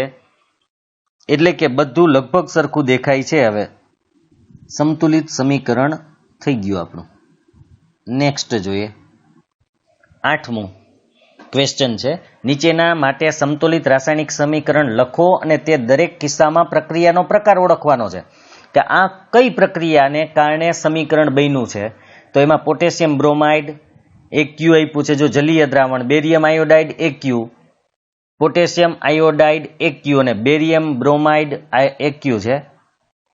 તો આ પોટેશિયમ બ્રોમાઇડ, યાદ રાખજો પોટેશિયમની સંયોજકતા 1, બ્રોમાઇડની પણ 1 જ છે પણ માઇનસ છે એટલે બંનેની સરખી છે એટલે KBr, પોટેશિયમ બ્રોમાઇડ. પછી બેરિયમની સંયોજકતા 2 છે. તો બેરિયમની સંયોજકતા 2 છે ને I એટલે કે આયોડિનની સંયોજકતા 1 છે માટે I ને 2 વડે ગુણ્યા. જો હજી કહું છું આ ન ખબર પડે તો આપણે આ રીત કરવાની છે કે બેરિયમની સંયોજકતા 2, I ની સંયોજકતા 1, તો આને 2 વડે ગુણવાના છે. 1 વડે ન ગુણો તો ચાલશે, માટે BaI2. પછી Ki, તો પોટેશિયમ એટલે 1 સંયોજકતા, આયોડિનની પણ 1 એટલે બંને સરખી જ છે એટલે 1 લીધું. એવી રીતે Ba ની સંયોજકતા 2 અને Br ની સંયોજકતા 1 જ છે માટે Br ને 2 લીધા. યાદ રાખજો આયોડિન અને Br બે સેમ ટુ સેમ જ છે, બેની સંયોજકતા 1 છે, બે એક જ આવર્તમાં એક જ સમૂહમાં આવેલા તત્વ છે, પણ એ સમૂહ પછી જોઈશું. પણ એક જ જાતના છે એટલું યાદ રાખજો. એને હેલોજન જાત કહેવાય છે, એને એક પ્રકાર છે. તો અહીંયા આ સમીકરણ બની ગયું, પણ એ સમીકરણ છે એને આપણે સંતુલિત કરવાનું છે. તો સંતુલિત કરવા માટે સૌથી પહેલા તો આપણે છે ને પોટેશિયમ બંને બાજુ 1 જ છે, તમને જોઈ શકાય છે, એટલે એને કાંઈ સરખું કરવાની જરૂર નથી. તો વૈધું કોણ? તો કે Br. પહેલા અહીંયા Br 1 જ છે અને અહીંયા Br 2 છે. એનો મતલબ KBr છે એટલે કે પોટેશિયમ બ્રોમાઇડ છે, એની આગળ આપણે 2 લખવા પડશે. તો Br 2 થઈ ગયા. હવે Ba ની વાત કરીએ તો Ba અહીંયા 1 છે તો કે અહીંયા 1 જ છે એટલે Ba ને આપણે કંઈ કરવાની જરૂર નથી. હવે આયોડિન, તો આયોડિન કેટલા છે? તો કે આયોડિન 2. અહીંયા કેટલા છે? તો કે 1 જ છે, માટે એની આગળ આપણે ફરજિયાત કેટલા લખવા પડશે? તો કે 2. તો હવે તમે જોઈ લ્યો જી બંને બાજુએ અહીંયા 2 K છે તો કે હા અહીંયા 2 K છે. બ્રોમિન 2 થઈ ગયા, આયોડિન 2 થઈ ગયા, Ba 1 ના 1. આમ સમતુલિત છે કે નહીં? જુઓ સમતુલિત થઈ ગયું. હવે આ પ્રક્રિયા છે દ્વિવિસ્થાપન. દ્વિવિસ્થાપન શું કામે? તમે જુઓ Ba હતું એ કેની જગ્યાએ ગોઠવાઈ ગયું. હું પ્રશ્ન નથી પૂછતો કેની જગ્યાએ, એમ K એટલે પોટેશિયમ. આ યાદ રાખજો, B છે એ કેની જગ્યાએ આવી ગયું. તો જુઓ કેવી રીતે તો કે અહીંયા તમે જોઈ શકશો BaBr2 થઈ ગયું. હવે Ba કેની જગ્યાએ આવ્યું? પેલા K Br સાથે જોડાયેલું હતું, પેલા K Br સાથે જોડાયેલું હતું, હવે Ba Br સાથે જોડાઈ ગયું. પેલા પોટેશિયમ Br સાથે હતો અને Ba I સાથે જોડાયેલું હતું. Ba કોની સાથે હતું? I સાથે. હવે Ki સાથે જોડાઈ ગયો, મતલબ કે અદલા બદલી થઈ ગઈ. જુઓ, પોટેશિયમ અહીંયા આવી ગયો અને Ba ત્યાં વહી ગયું. એનો મતલબ બેયનું વિસ્થાપન થયું આયનોની અદલા બદલી, એટલે દ્વિવિસ્થાપન કહેવાય.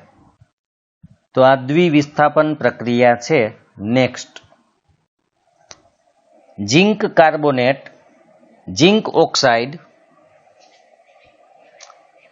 Plus carbon dioxide. તો ઝિંક કાર્બોનેટ એટલે ZnCO3 એનો એરો, ઝિંક ઓક્સાઇડ એટલે ZnO અને કાર્બન ડાયોક્સાઇડ એટલે CO2. એમાં ઝિંક કાર્બોનેટ એ સોલિડ એટલે કે ઘન છે, ઝિંક ઓક્સાઇડ એ સોલિડ એટલે ઘન છે, અને CO2. આ કેલ્શિયમ કાર્બોનેટ વાળું સૂત્ર હતું ને એના જેવું જ છે. કેલ્શિયમ કાર્બોનેટ વાળું સૂત્ર એટલે સમીકરણ પણ હજી આપણે આવશે. આ બંને સરખા જ છે, પણ હવે સંતુલિત કરીએ તો સૌથી પહેલા તો આપણે Zn દેખાય છે, તો કે Zn એક જ છે બંને બાજુએ. પછી C ની વાત કરીએ તો કે C છે એ પણ એક જ દેખાય છે. તો હવે વાત રહી આપણે ઓક્સિજનની. તો ઓક્સિજનની આપણે જો વાત કરીએ તો ડાબી બાજુએ 3 છે, જમણી બાજુએ આ 1 અને આ 2, એટલે કે 3 છે. માટે આને સંતુલિત કરવાની જરૂર નથી. આ સંતુલિત થયેલું સમીકરણ છે. સંખ્યા એકવાર જોઈ લેજો ફરીથી. Zn બંને બાજુએ 1, C બંને બાજુએ 1, ઓક્સિજન ડાબી બાજુએ O3 એટલે 3, જમણી બાજુએ ZnO ના 1 અને CO2 ના 2 એટલે 2 ને 1 3. હવે આ પ્રક્રિયા કઈ છે? તો કે વિઘટન. કેમ વિઘટન? તો કે એક અણુ તૂટીને 2 કે 2 થી વધારે નિપજ બને. એક પ્રક્રિયક હોય કે અણુ હોય એ તૂટીને 2 કે 2 થી વધારે નિપજ બને તો એને વિઘટન પ્રક્રિયા કહેવાય. તો અહીં તમે જોઈ શકો છો કે આ એક પ્રક્રિયક એટલે કે અણુ છે એ તૂટીને આ બાજુએ આપણી પાસે 2 બનાવે છે નિપજ, માટે આને વિઘટન પ્રક્રિયા કહેવાય. તૂટીને 2 બનેલ છે.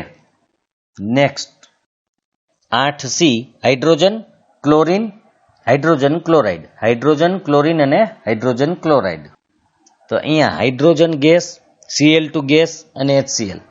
આ આપણે એક પ્રક્રિયા આગળ જોઈ હતી ને એમોનિયા જેવી, એના જેવી થોડી સમાન છે, પણ હાઇડ્રોજન કેટલા છે? તો કે આપણી પાસે હાઇડ્રોજન છે એ અહીંયા 2 છે. અહીંયા કેટલા છે? તો કે 1 જ છે.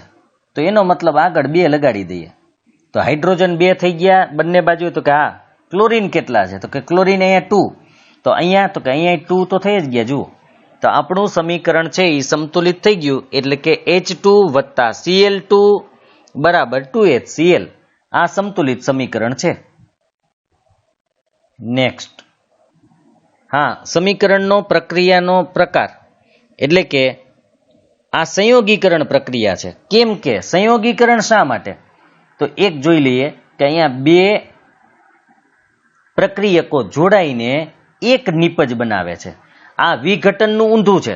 વિઘટનમાં 1 માંથી 2 બને, આ 2 માંથી 1 બને, એટલે કે 2 પ્રક્રિયકો જોડાય અને 2 કે 2 થી વધુ ગમે એટલા હોઈ શકે, 2 કે 2 થી વધુ પ્રક્રિયકો જોડાઈને એક નિપજ બનાવે તો એને સંયોગીકરણ કહેવાય. તો અહીંયા 2 કે 2 થી વધુ જોડાઈને એક નિપજ એટલે કે HCl બનાવે છે, માટે સંયોગીકરણ પ્રક્રિયા છે.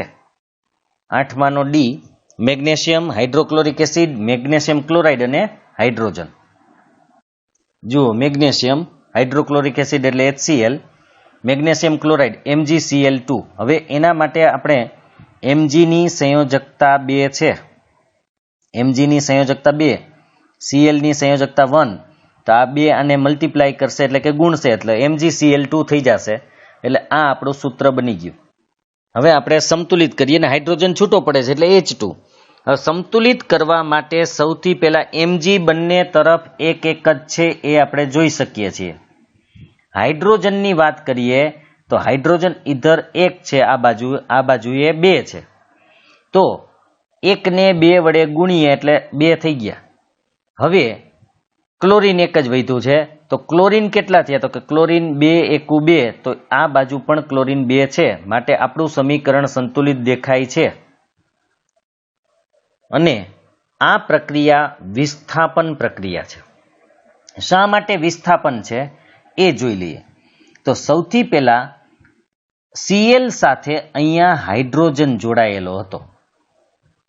હવે Cl સાથે મેગ્નેશિયમ આવી ગયો, મતલબ કે મેગ્નેશિયમ હાઇડ્રોજનની જગ્યાએ આવી ગયો અને હાઇડ્રોજન છે એ દૂર થયો.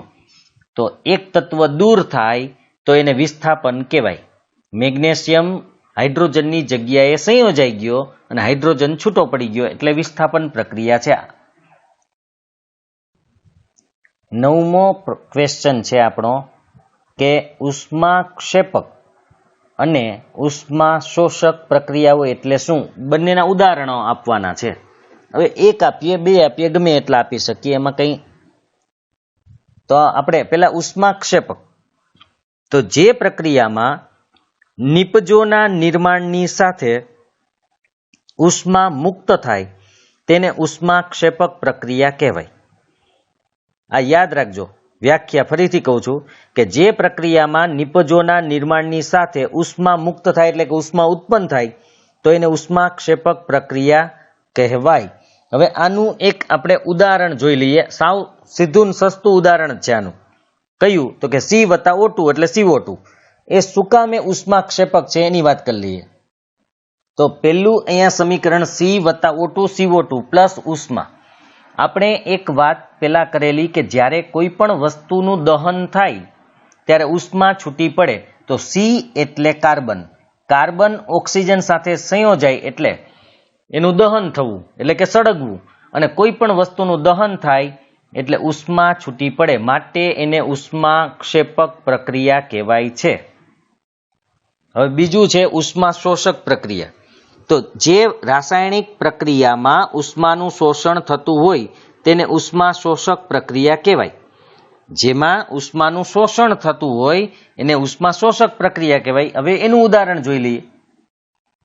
તો CaCO3 એટલે કેલ્શિયમ કાર્બોનેટ ઉષ્મા આપી એટલે કે ગરમી આપવાથી તૂટે અને શું બની જાય? તો કે CaO એટલે કે ચૂનો પ્લસ કાર્બન ડાયોક્સાઇડ ગેસ એટલે કે વાયુ સ્વરૂપે છૂટો પડે.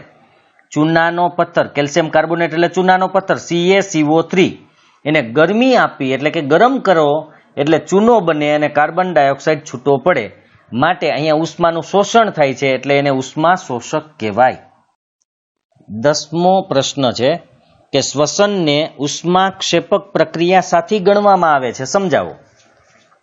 તો આનો આપણે જવાબ લખી દઈએ કે શ્વસનને ઉષ્માક્ષેપક પ્રક્રિયા ગણવામાં આવે છે કારણ કે શ્વસનની પ્રક્રિયામાં ગ્લુકોઝની ઓક્સિજન સાથે પ્રક્રિયા થઈ કાર્બન ડાયોક્સાઇડ અને પાણી બને છે. તેની સાથે ઉર્જા પણ ઉત્પન્ન થાય છે. આ પ્રક્રિયા શરીરમાં રહેલા કોષોમાં થાય છે, એટલા માટે એ ઉષ્માક્ષેપક છે.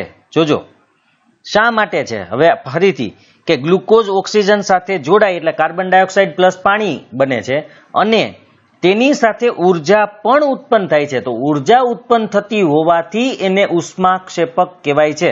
અહીં ઉર્જા એટલે ઉષ્મા ગણી શકાય, એટલે યાદ રાખજો ઉર્જા ઉત્પન્ન થતી હોવાથી એને ઉષ્માક્ષેપક ગણવામાં આવે છે. અને આ તમામ પ્રક્રિયા એટલે કે ઉર્જા ઉત્પન્ન થવાની પ્રક્રિયા ક્યાં થાય? તો કે શરીરમાં જે કોષો છે એની અંદર થાય છે.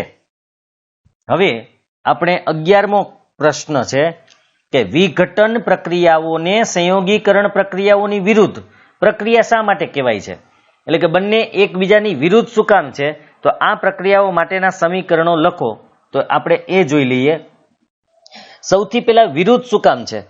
તો એનું કારણ આપી દઈએ.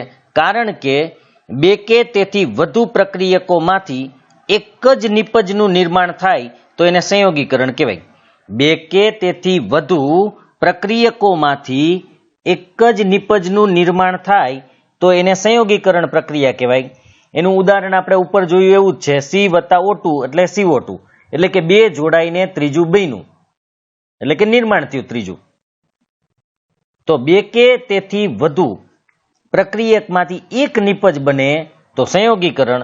હવે એનાથી ઉલટું, એક જ પ્રક્રિયક તૂટીને બે કે તેથી વધુ સરળ નિપજો બનાવે તો તેને વિઘટન પ્રક્રિયા કહેવાય છે. આપણે એનું ઉદાહરણ જોઈ લઈએ બંનેના. તો અહીંયા પહેલું આપણું જે છે એ સંયોગીકરણનું છે, કારણ કે એમાં આ બંને સંયોજાય અને નિપજનું નિર્માણ થાય છે. હવે વિઘટન પ્રક્રિયા છે, એની અંદર તમે પાણીનું સૂત્ર અહીંયા જોઈ શકો છો. પાણી એનું વિદ્યુત પ્રવાહની મદદથી છૂટા પાડીએ તો વિઘટન થાય, આપણે ખબર છે.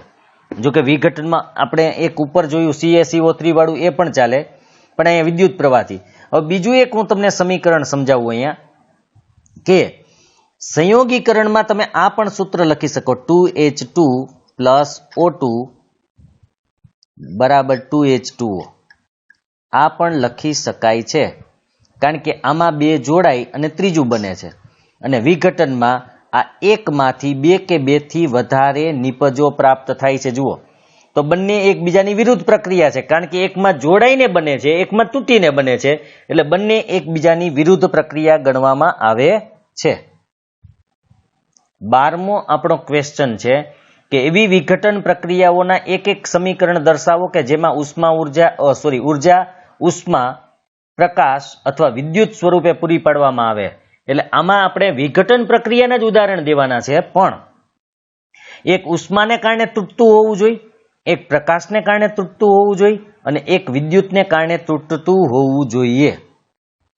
તો અહીં આપણે 3 ઉદાહરણ 12મા ક્વેશ્ચનના આપ્યા છે, પણ પહેલા આપણે ક્વેશ્ચનનો આન્સર કેવી રીતે લખવો એ જોઈ લઈએ. તો પહેલા 2-3 લાઈન લખવી પડશે કે વિઘટન પ્રક્રિયાઓમાં પ્રક્રિયકોને તોડવા માટે ઉષ્મા, પ્રકાશ અથવા વિદ્યુત સ્વરૂપે ઉર્જા આપવી પડે છે. આ લખવું છે પહેલા, કે વિઘટન પ્રક્રિયાઓમાં પ્રક્રિયકોને તોડવા માટે ઉષ્મા, પ્રકાશ અથવા વિદ્યુત સ્વરૂપે ઉર્જા આપવી પડે, એટલે કે જરૂરી છે.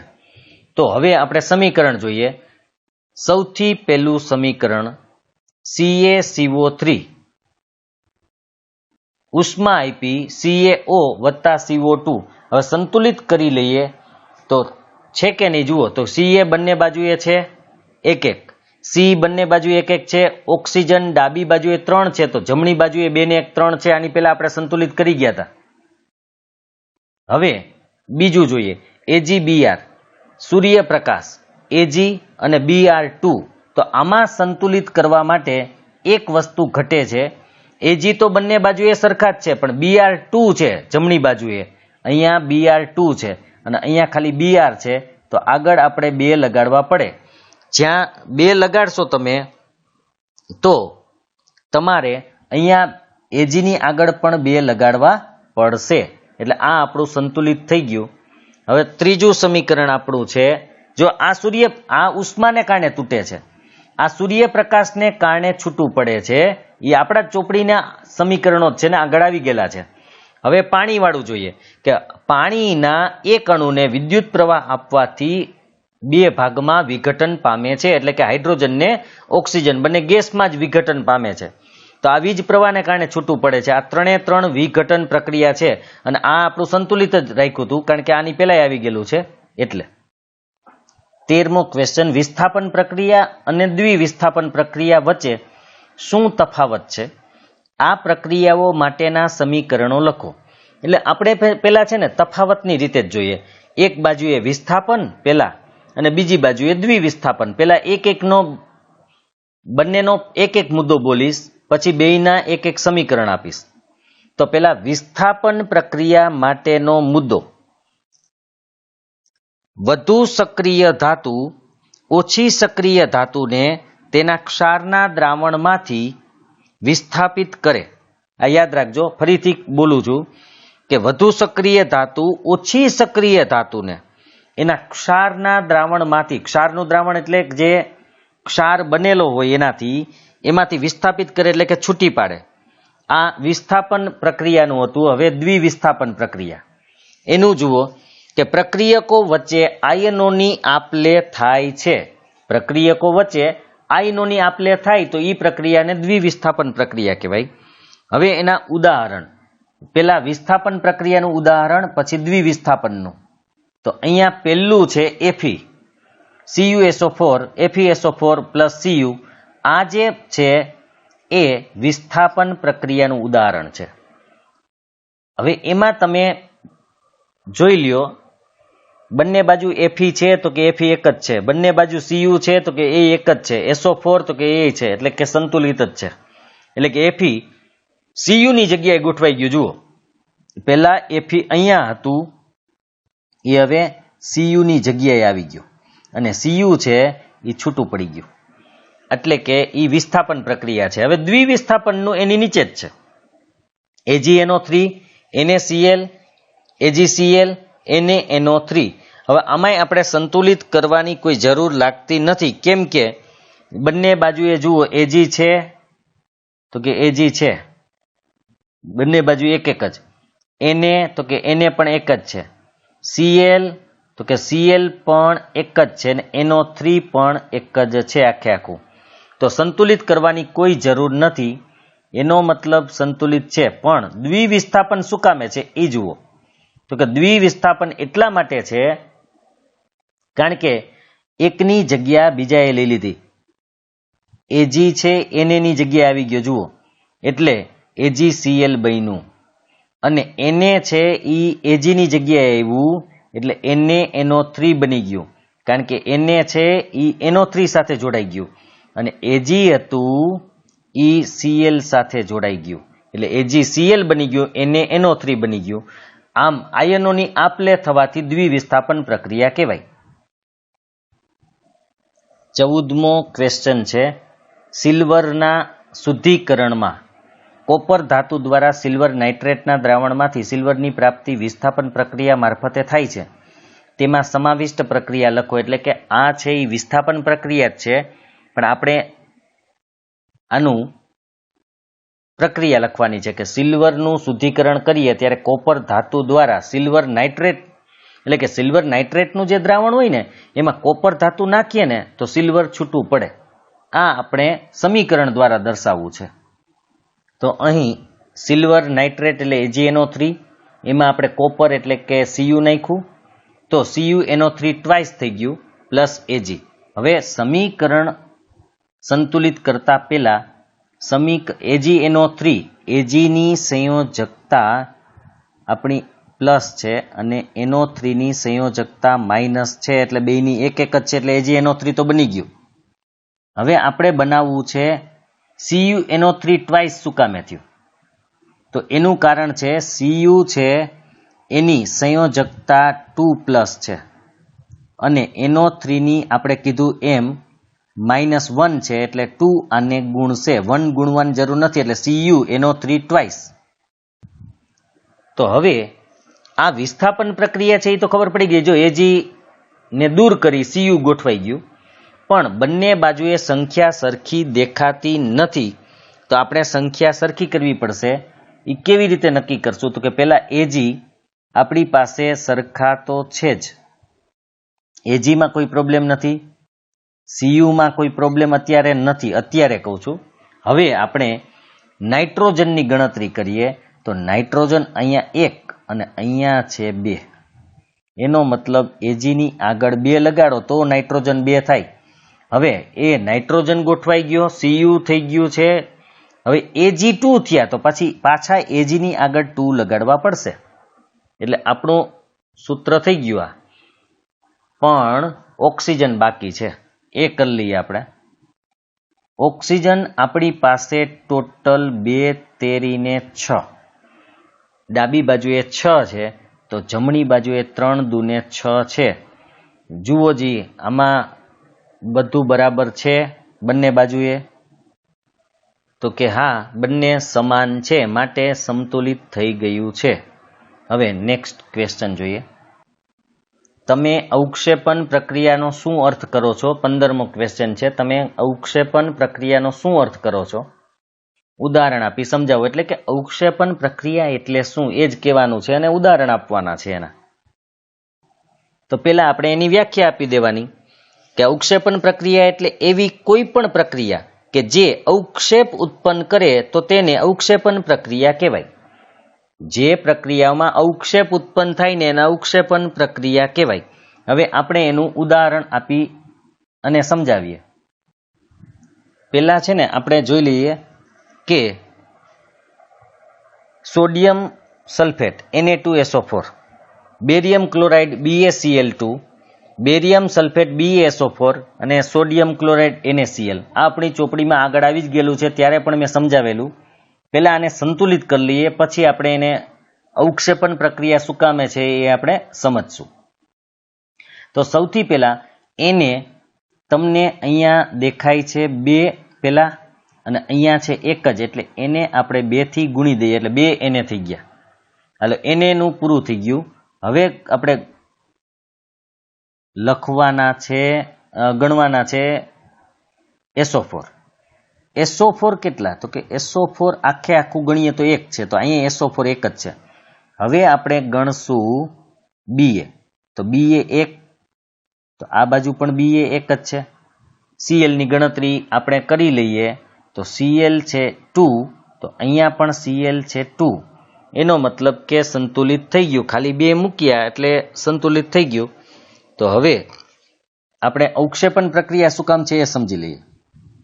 તો અહીં સોડિયમ સલ્ફેટ અને બેરિયમ ક્લોરાઇડ બંને જો એક્યુ એટલે કે જલીય દ્રાવણ છે, પાણીમાં બનાવેલા, એ બંને દ્રાવણોને મિક્સ કરવાથી તમે એક અહીંયા જોઈ શકશો BaSO4 સોલિડ એટલે કે ઘન મળે છે.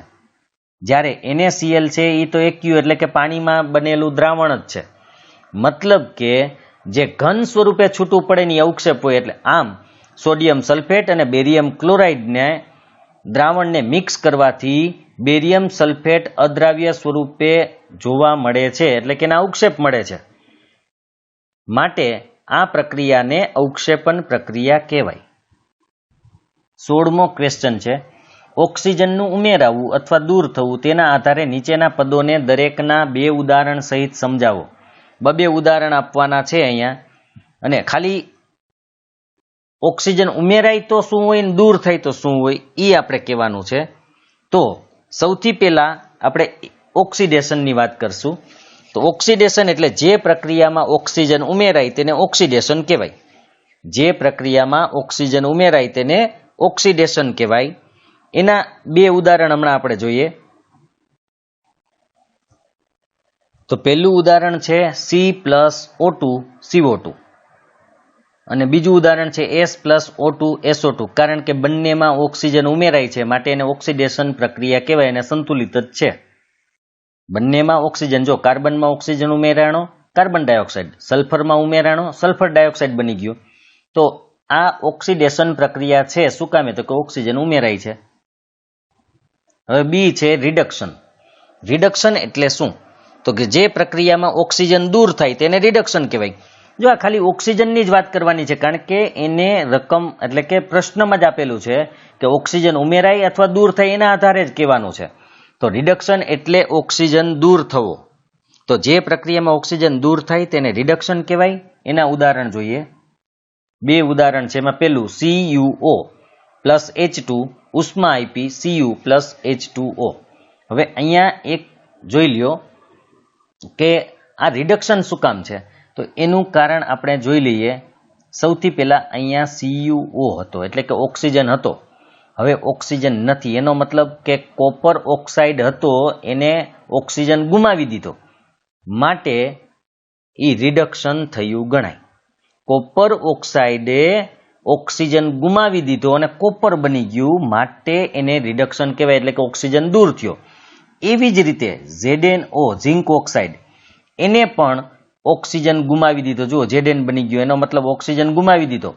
તો ZnO માંથી Zn બનવું અને કોપર ઓક્સાઇડમાંથી કોપર બનવું, એટલે કે બંનેમાં ઓક્સિજન ગુમાવેલો હોવાથી એને રિડક્શન કહેવાય છે. 17મો ક્વેશ્ચન છે, એક ચળકતા કથાઈ રંગના તત્વ એક્સને હવામાં ગરમ કરતા તે કાળા રંગનું બને છે. આ આપણે પ્રવૃત્તિ આવી હતી, જે ચીની ડીશ લીધી હતી આપણે, ચીનાઈ માટીની. તો એ ડીશની અંદર આપણે એક તત્વ લીધું હતું. એ તત્વને ગરમ કરતા હતા ને તો એની સપાટી કાળી પડી જતી હતી. એ આગળના પાર્ટમાં આવી ગયેલું છે, જોઈ લેજો. તો એક ચળકતા કથાઈ રંગના તત્વ એક્સ, એટલે કે કથાઈ રંગનું એક તત્વ હતું, એને હવામાં ગરમ કરીએ એટલે એ કાળું બની જાય. તો તત્વ એક્સ અને એના બનતા કાળા રંગના સંયોજનનું નામ આપો. તો અહીંયા આપણે જવાબ આપીએ તો એવો કયો પદાર્થ છે કે જેનો કલર છે એ કથાઈ રંગનો હોય અને ગરમ કરવાથી કાળું બને? તો એ પદાર્થનું નામ છે, એટલે કે ચળકતા કથાઈ રંગના તત્વનું નામ છે કોપર, તાંબુ. કોપર એટલે કે તાંબુ, એટલે કે તત્વ એક્સ એ કોપર અથવા તાંબુ છે અને બનતા કાળા રંગના સંયોજનનું નામ છે કોપર ઓક્સાઇડ, એટલે કે CuO. Copper oxide, CuO. કારણ કે ઓક્સાઇડમાં રૂપાંતર પામે ને એટલે એનો કલર છે એ કાળો બની જાય. હવે 18મો ક્વેશ્ચન છે કે લોખંડની વસ્તુ ઉપર આપણે રંગ શા માટે લગાવીએ છીએ? આજે જે આપણે મુદ્દા જોયા હતા એની જ વાત હવે કરવાની છે. તો જ્યારે લોખંડની વસ્તુઓ ભેજવાળી હવાના સંપર્કમાં આવે તો એને કાટ લાગે છે, એટલે કે તેનું ક્ષારણ થાય છે. જો લોખંડની વસ્તુ ઉપર રંગ લગાવી દેવામાં આવે તો તે હવા કે પાણીના સંપર્કમાં આવી શકે નહીં, તેથી તેનું ક્ષારણ થતું નથી, એટલે કે કાટતું નથી. આ એનું કારણ છે, એટલે રંગ લગાડીએ. કારણ કે રંગ લગાડવાથી એક પડ જામી જાય રંગનું, કલરના પડને કારણે લોખંડ હવા કે પાણીના સંપર્કમાં આવી શકે નહીં, એટલે કે લોખંડને હવા કે પાણી અડી શકે નહીં, માટે એ કાટે નહીં. હવે 19મો ક્વેશ્ચન છે, એ જોઈ લઈએ કે તેલ તેમજ ચરબીયુક્ત ખાદ્ય પદાર્થોની સાથે નાઇટ્રોજન વાયુને ભરવામાં આવે છે, શા માટે? તો તેલ તથા ચરબીયુક્ત ખાદ્ય પદાર્થોની સાથે નાઇટ્રોજન ભરવામાં આવે છે કારણ કે નાઇટ્રોજન નિષ્ક્રિય વાયુ છે તથા તે ખાદ્ય પદાર્થોનું ઓક્સિડેશન અટકાવે છે. જો ખાદ્ય પદાર્થોનું ઓક્સિડેશન થાય તો તે ખોરું થઈ જાય, એટલે કે તેની વાસ તથા સ્વાદ બદલાઈ જાય. આ એનો જવાબ હતો. એટલે આપણે યાદ રાખવા, નાઇટ્રોજન છે નિષ્ક્રિય છે અને એના ઓક્સિડેશનને અટકાવે છે, માટે એ ખોરું થતું નથી. 20મો પ્રશ્ન છે, નીચેના પદોને તે દરેકના એક ઉદાહરણ સહિત સમજાવો. અહીંયા ક્ષારણ અને ખોરાપણું. પેલા ક્ષારણ સમજી લઈએ. જ્યારે ધાતુ પર તેની આસપાસના પદાર્થો જેવા કે ભેજ, એસિડ વગેરેની અસર થાય ત્યારે તેનું ક્ષયન થાય છે. આ પ્રક્રિયાને ક્ષારણ કહેવાય. યાદ રાખજો, આ પહેલાં સમજાવ્યું હતું કે ધાતુની આસપાસ ભેજ હોય, એસિડ હોય, આવા પદાર્થોની અસર થાય ત્યારે એનું ક્ષયન થાય તો એને ક્ષારણ કહેવાય. એનું ઉદાહરણ આપું છું કે લોખંડની વસ્તુઓ જ્યારે ભેજવાળી હવાના સંપર્કમાં આવે ત્યારે તેના ઉપર લાલાશ પડતા કથ્થાઈ રંગનું આવરણ બને છે, તે લોખંડનું ક્ષારણ છે. આ ક્ષારણનું ઉદાહરણ હતું, લોખંડનું કટાવવું એ ક્ષારણ છે. હવે બીજું હતું ખોરાપણું. તો ખોરાપણું એટલે શું? જ્યારે તેલ અથવા ચરબીનું ઓક્સિડેશન થાય ત્યારે તેની વાસ અને સ્વાદ બદલાઈ જાય છે, તેને ખોરાપણું કહેવાય છે.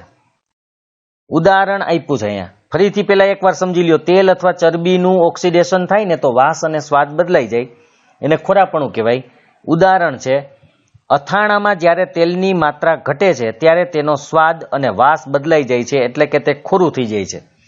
આ તમે જોજો, મમ્મીને કે એને પૂછવું કે આપણે અથાણું બગડી જાય, તેલ ઓછું થઈ જાય ને, જ્યાં સુધી અથાણું તેલમાં ડૂબેલું હોય ને ત્યાં સુધી વાંધો નથી આવતો. કેમ કે તેલમાં ડૂબેલું હોય ત્યાં સુધી એને ઓક્સિજન મળી શકે નહીં. પણ તેલ જો ઓછું થઈ જાય ને અથાણું ઉપર કોરું થઈ જાય તો એ અથાણું મંડે બગડવા. એનું મેઇન કારણ છે ઓક્સિડેશન. એવી જ રીતે મેં કીધું તો મગફળી ખોરી થઈ જવી, કારણ કે મગફળીની અંદરનું જે તેલ હોય, મગફળીના બીની અંદર જે તેલ હોય એ તેલ હવામાંના ઓક્સિજન સાથે લાંબા ગાળે પ્રક્રિયા કરી લે, જેથી એનું ઓક્સિડેશન થાય અને એને કારણે એમાંથી વાસ આવે અને ખોરી થઈ જાય, એટલે કે ખાવામાં થોડું પેલું લાગે. અહીંયા આપણો વિજ્ઞાનના પહેલો પ્રકરણ પૂરું થાય છે પ્રશ્ન જવાબ સહિત.